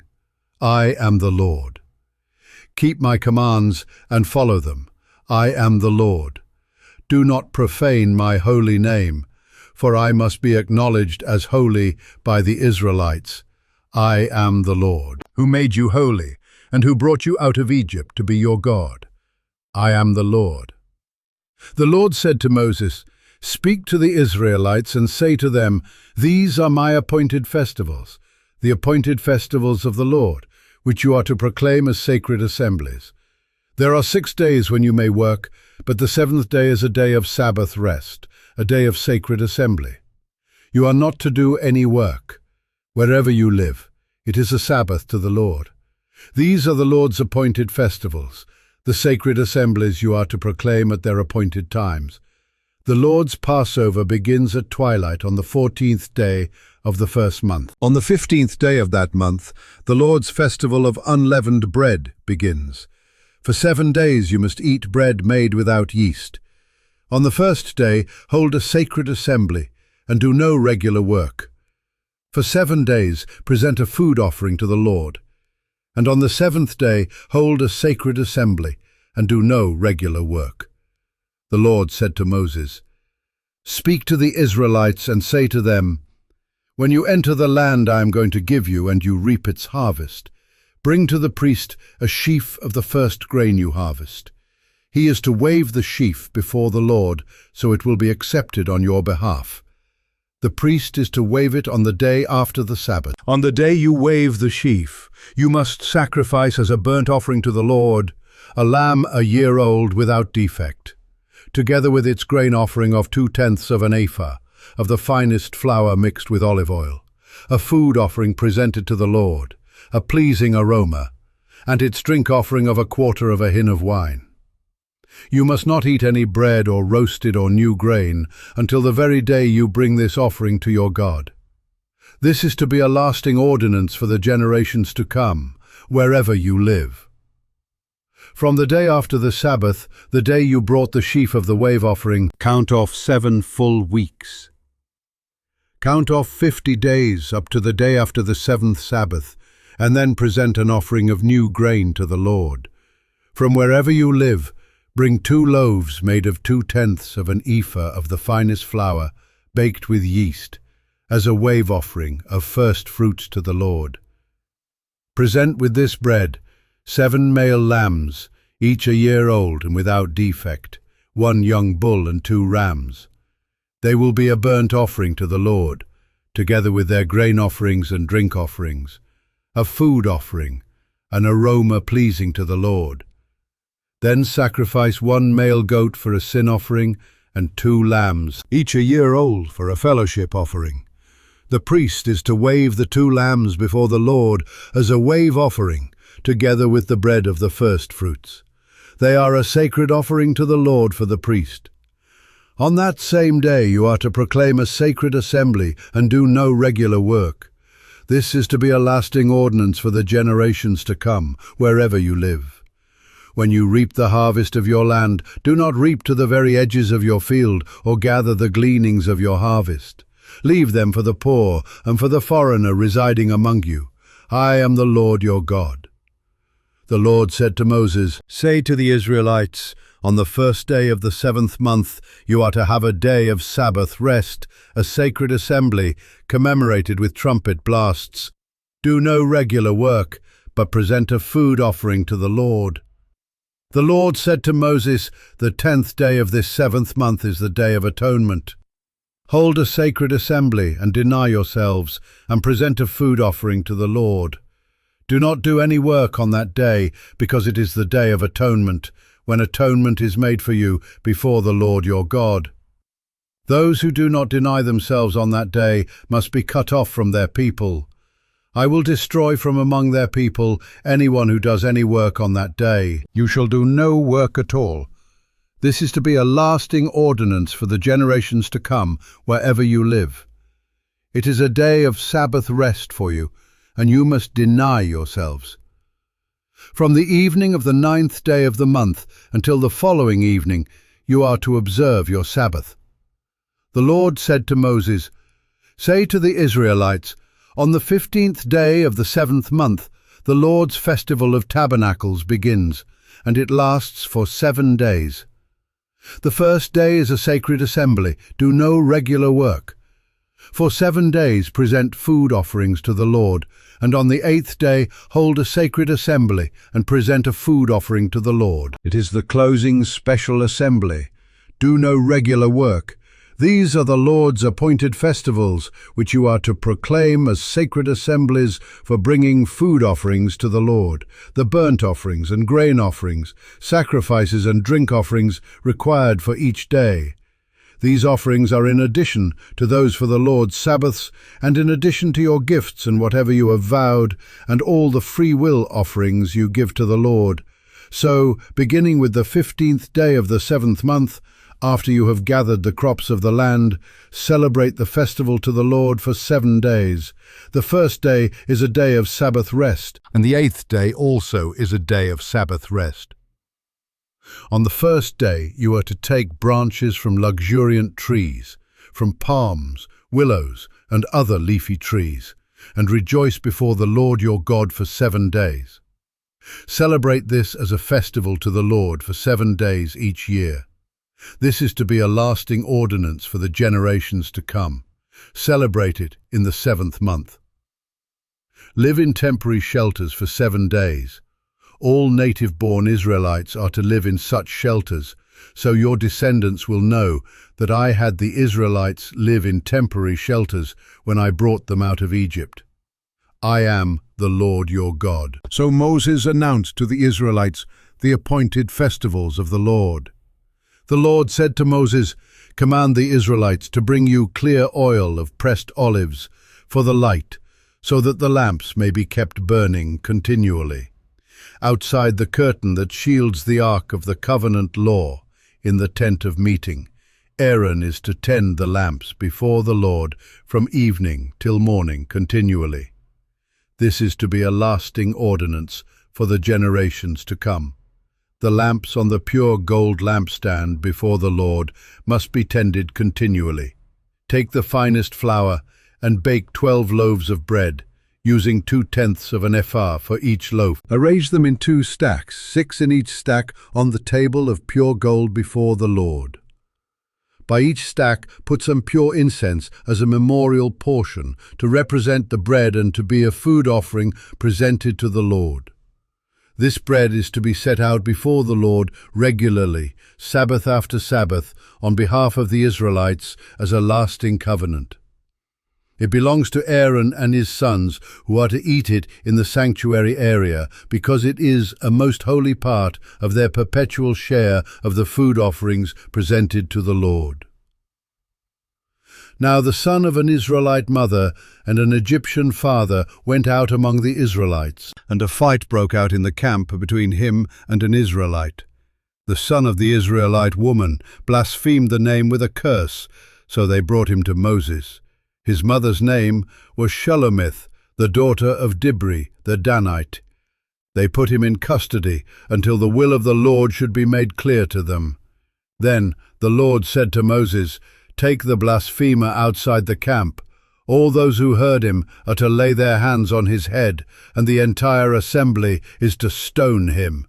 Say to the Israelites, Anyone who curses their God will be held responsible. Anyone who blasphemes the name of the Lord is to be put to death. The entire assembly must stone them. Whether foreigner or native born, when they blaspheme the name, they are to be put to death. Anyone who takes the life of a human being is to be put to death.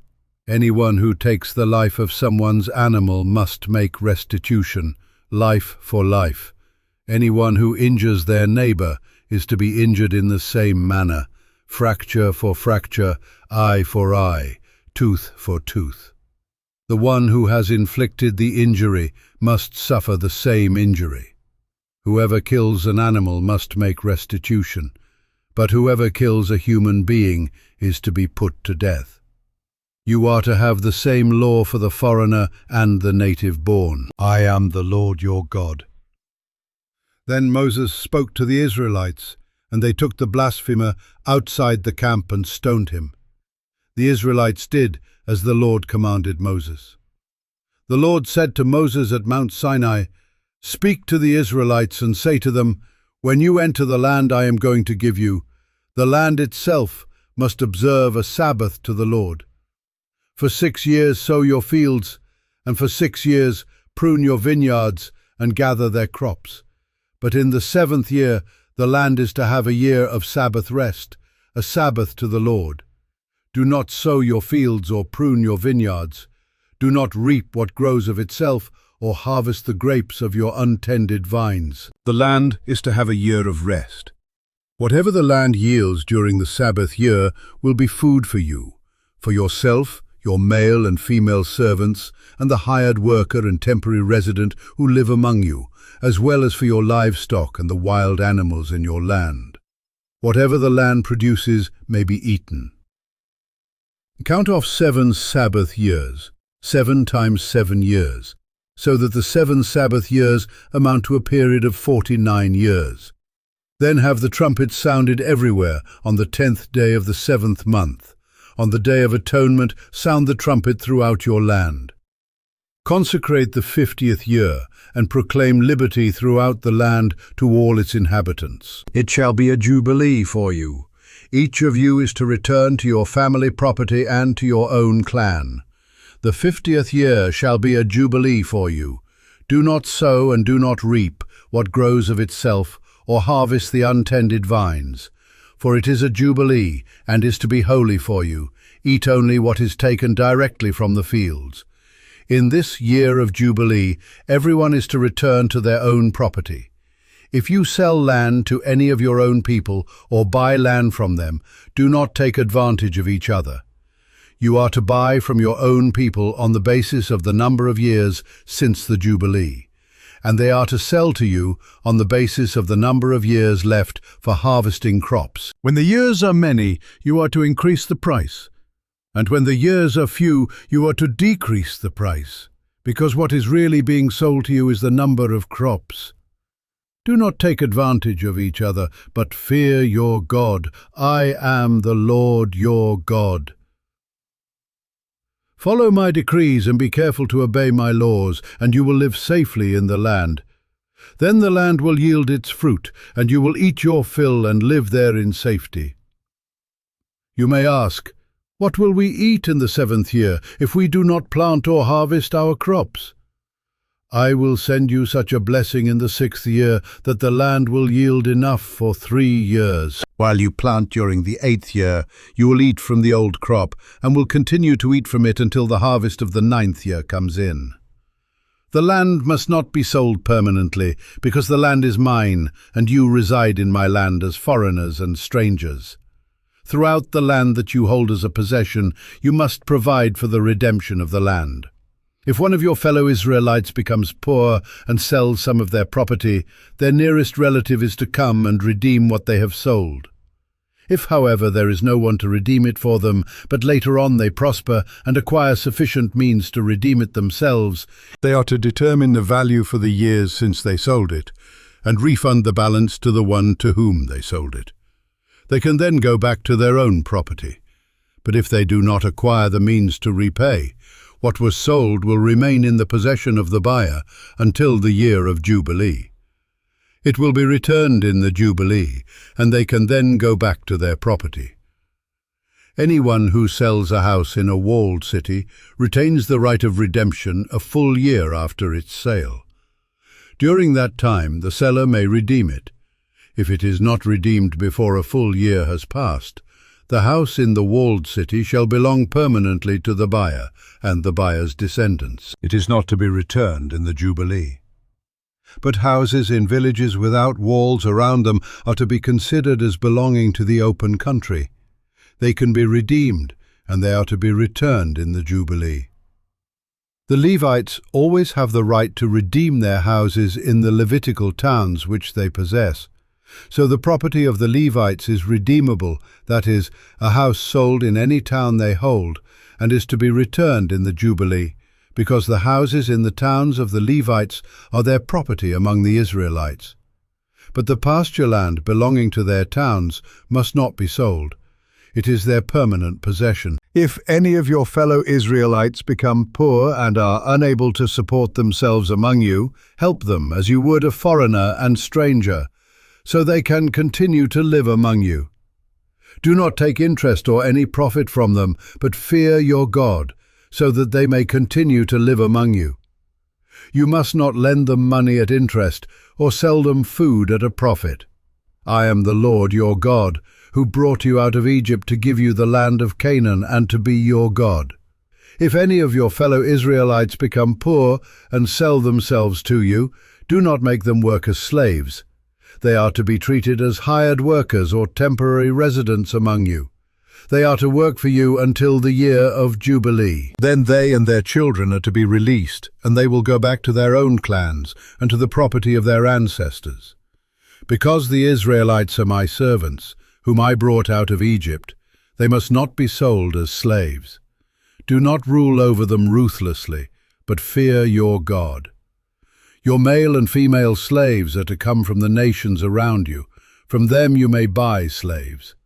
You may also buy some of the temporary residents living among you and members of their clans born in your country, and they will become your property. You can bequeath them to your children as inherited property, and can make them slaves for life. But you must not rule over your fellow Israelites ruthlessly. If a foreigner residing among you becomes rich, and any of your fellow Israelites become poor, and sell themselves to the foreigner, or to a member of the foreigner's clan, they retain the right of redemption after they have sold themselves. One of their relatives may redeem them, an uncle or a cousin, or any blood relative in their clan may redeem them. Or if they prosper, they may redeem themselves. They and their buyer are to count the time from the year they sold themselves up to the year of Jubilee.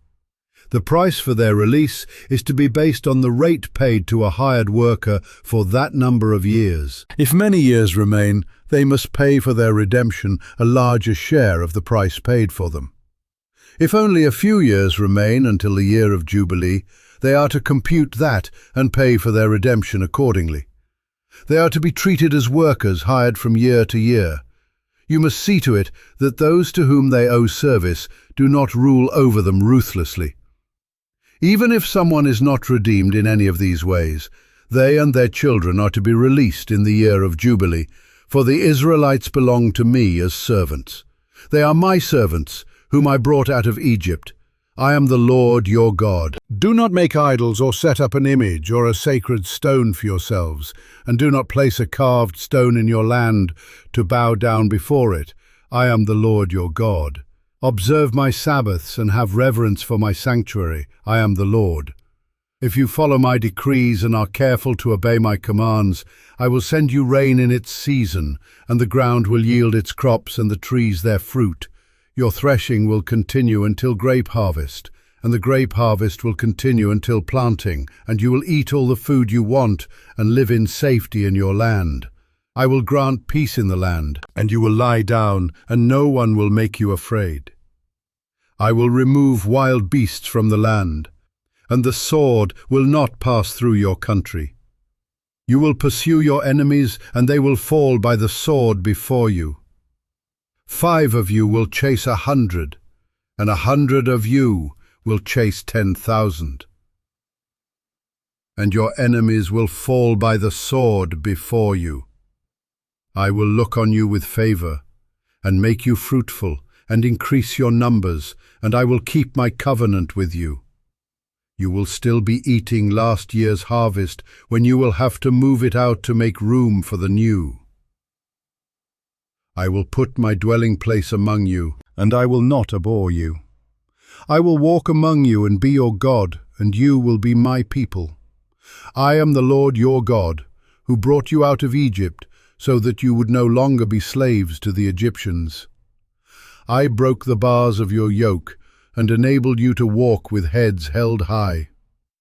But if you will not listen to me and carry out all these commands, and if you reject my decrees and abhor my laws, and fail to carry out all my commands, and so violate my covenant, then I will do this to you. I will bring on you sudden terror, wasting diseases and fever that will destroy your sight and sap your strength. You will plant seed in vain, because your enemies will eat it. I will set my face against you, so that you will be defeated by your enemies. Those who hate you will rule over you, and you will flee, even when no one is pursuing you.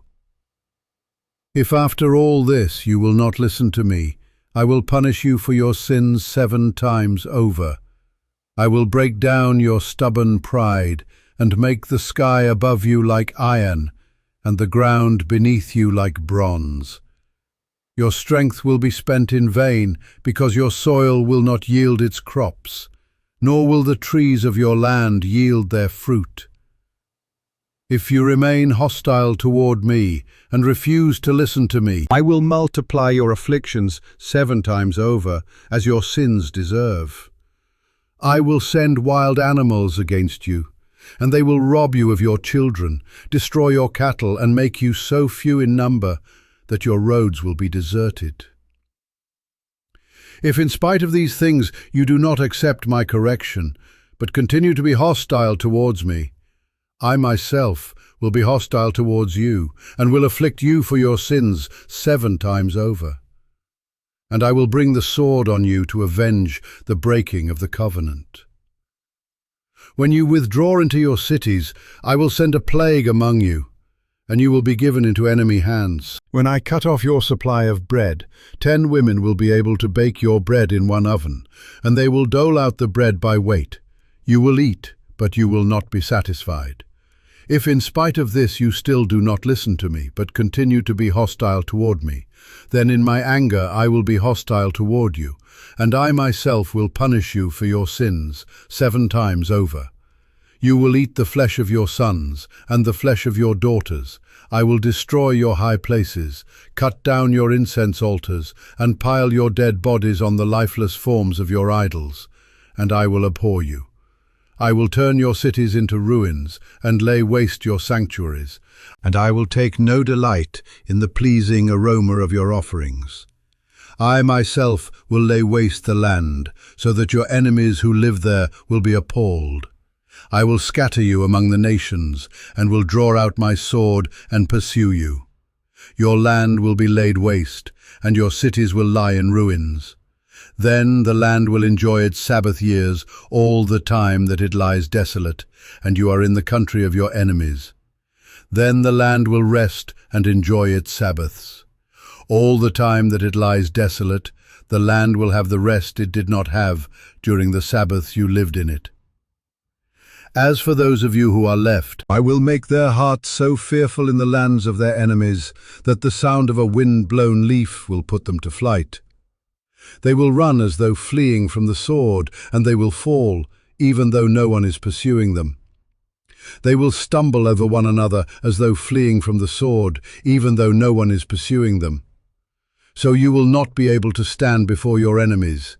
You will perish among the nations. The land of your enemies will devour you.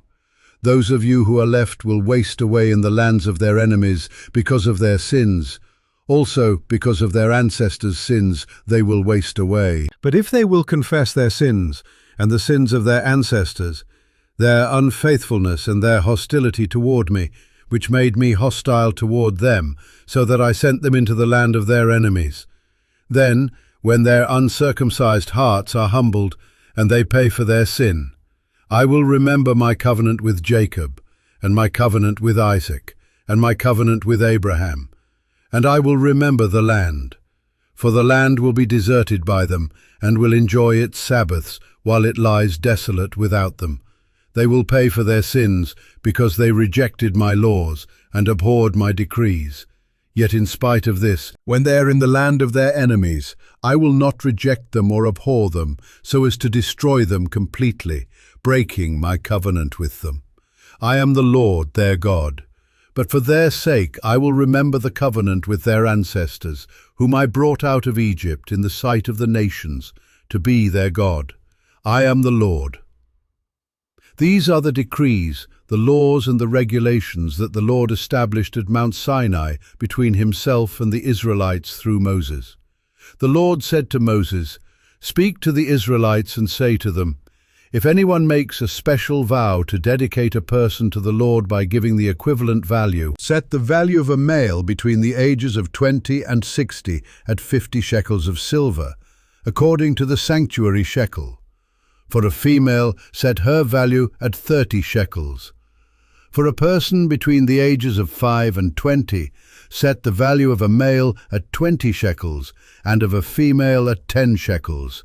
For a person between 1 month and 5 years, set the value of a male at 5 shekels of silver, and that of a female at 3 shekels of silver.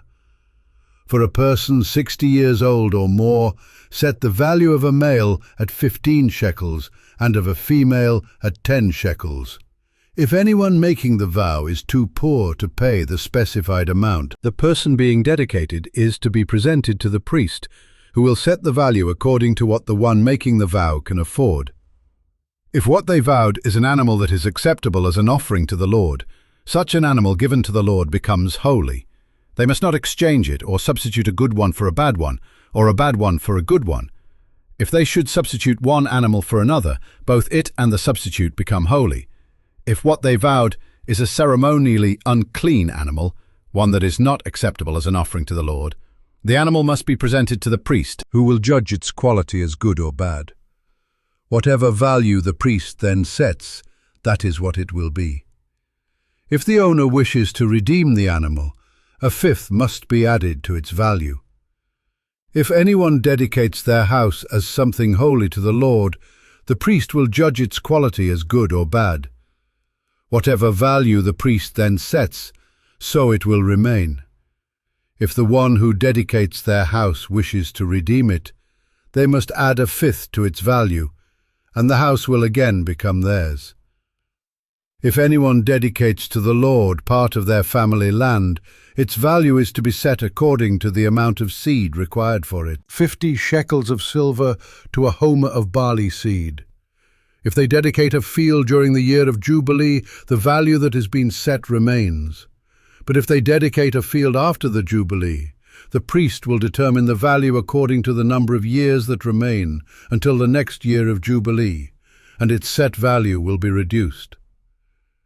If the one who dedicates the field wishes to redeem it, they must add a fifth to its value, and the field will again become theirs. If, however, they do not redeem the field, or if they have sold it to someone else, it can never be redeemed. When the field is released in the Jubilee, it will become holy, like a field devoted to the Lord. It will become priestly property. If anyone dedicates to the Lord a field they have bought, which is not part of their family land, the priest will determine its value up to the year of Jubilee, and the owner must pay its value on that day as something holy to the Lord. In the year of Jubilee, the field will revert to the person from whom it was bought, the one whose land it was.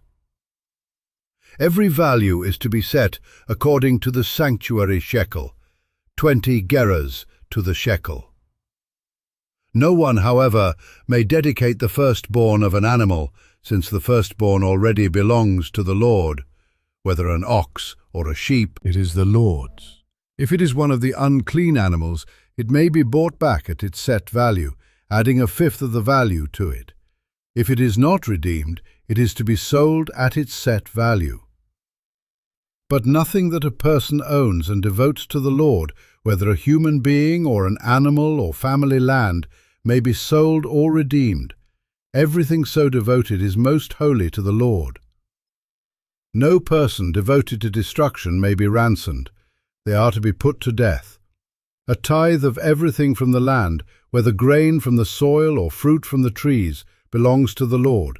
It is holy to the Lord. Whoever would redeem any of their tithe must add 1/5 of the value to it. Every tithe of the herd and flock, every 10th animal that passes under the shepherd's rod, will be holy to the Lord. No one may pick out the good from the bad or make any substitution. If anyone does make a substitution, both the animal and its substitute become holy and cannot be redeemed. These are the commands the Lord gave Moses at Mount Sinai for the Israelites.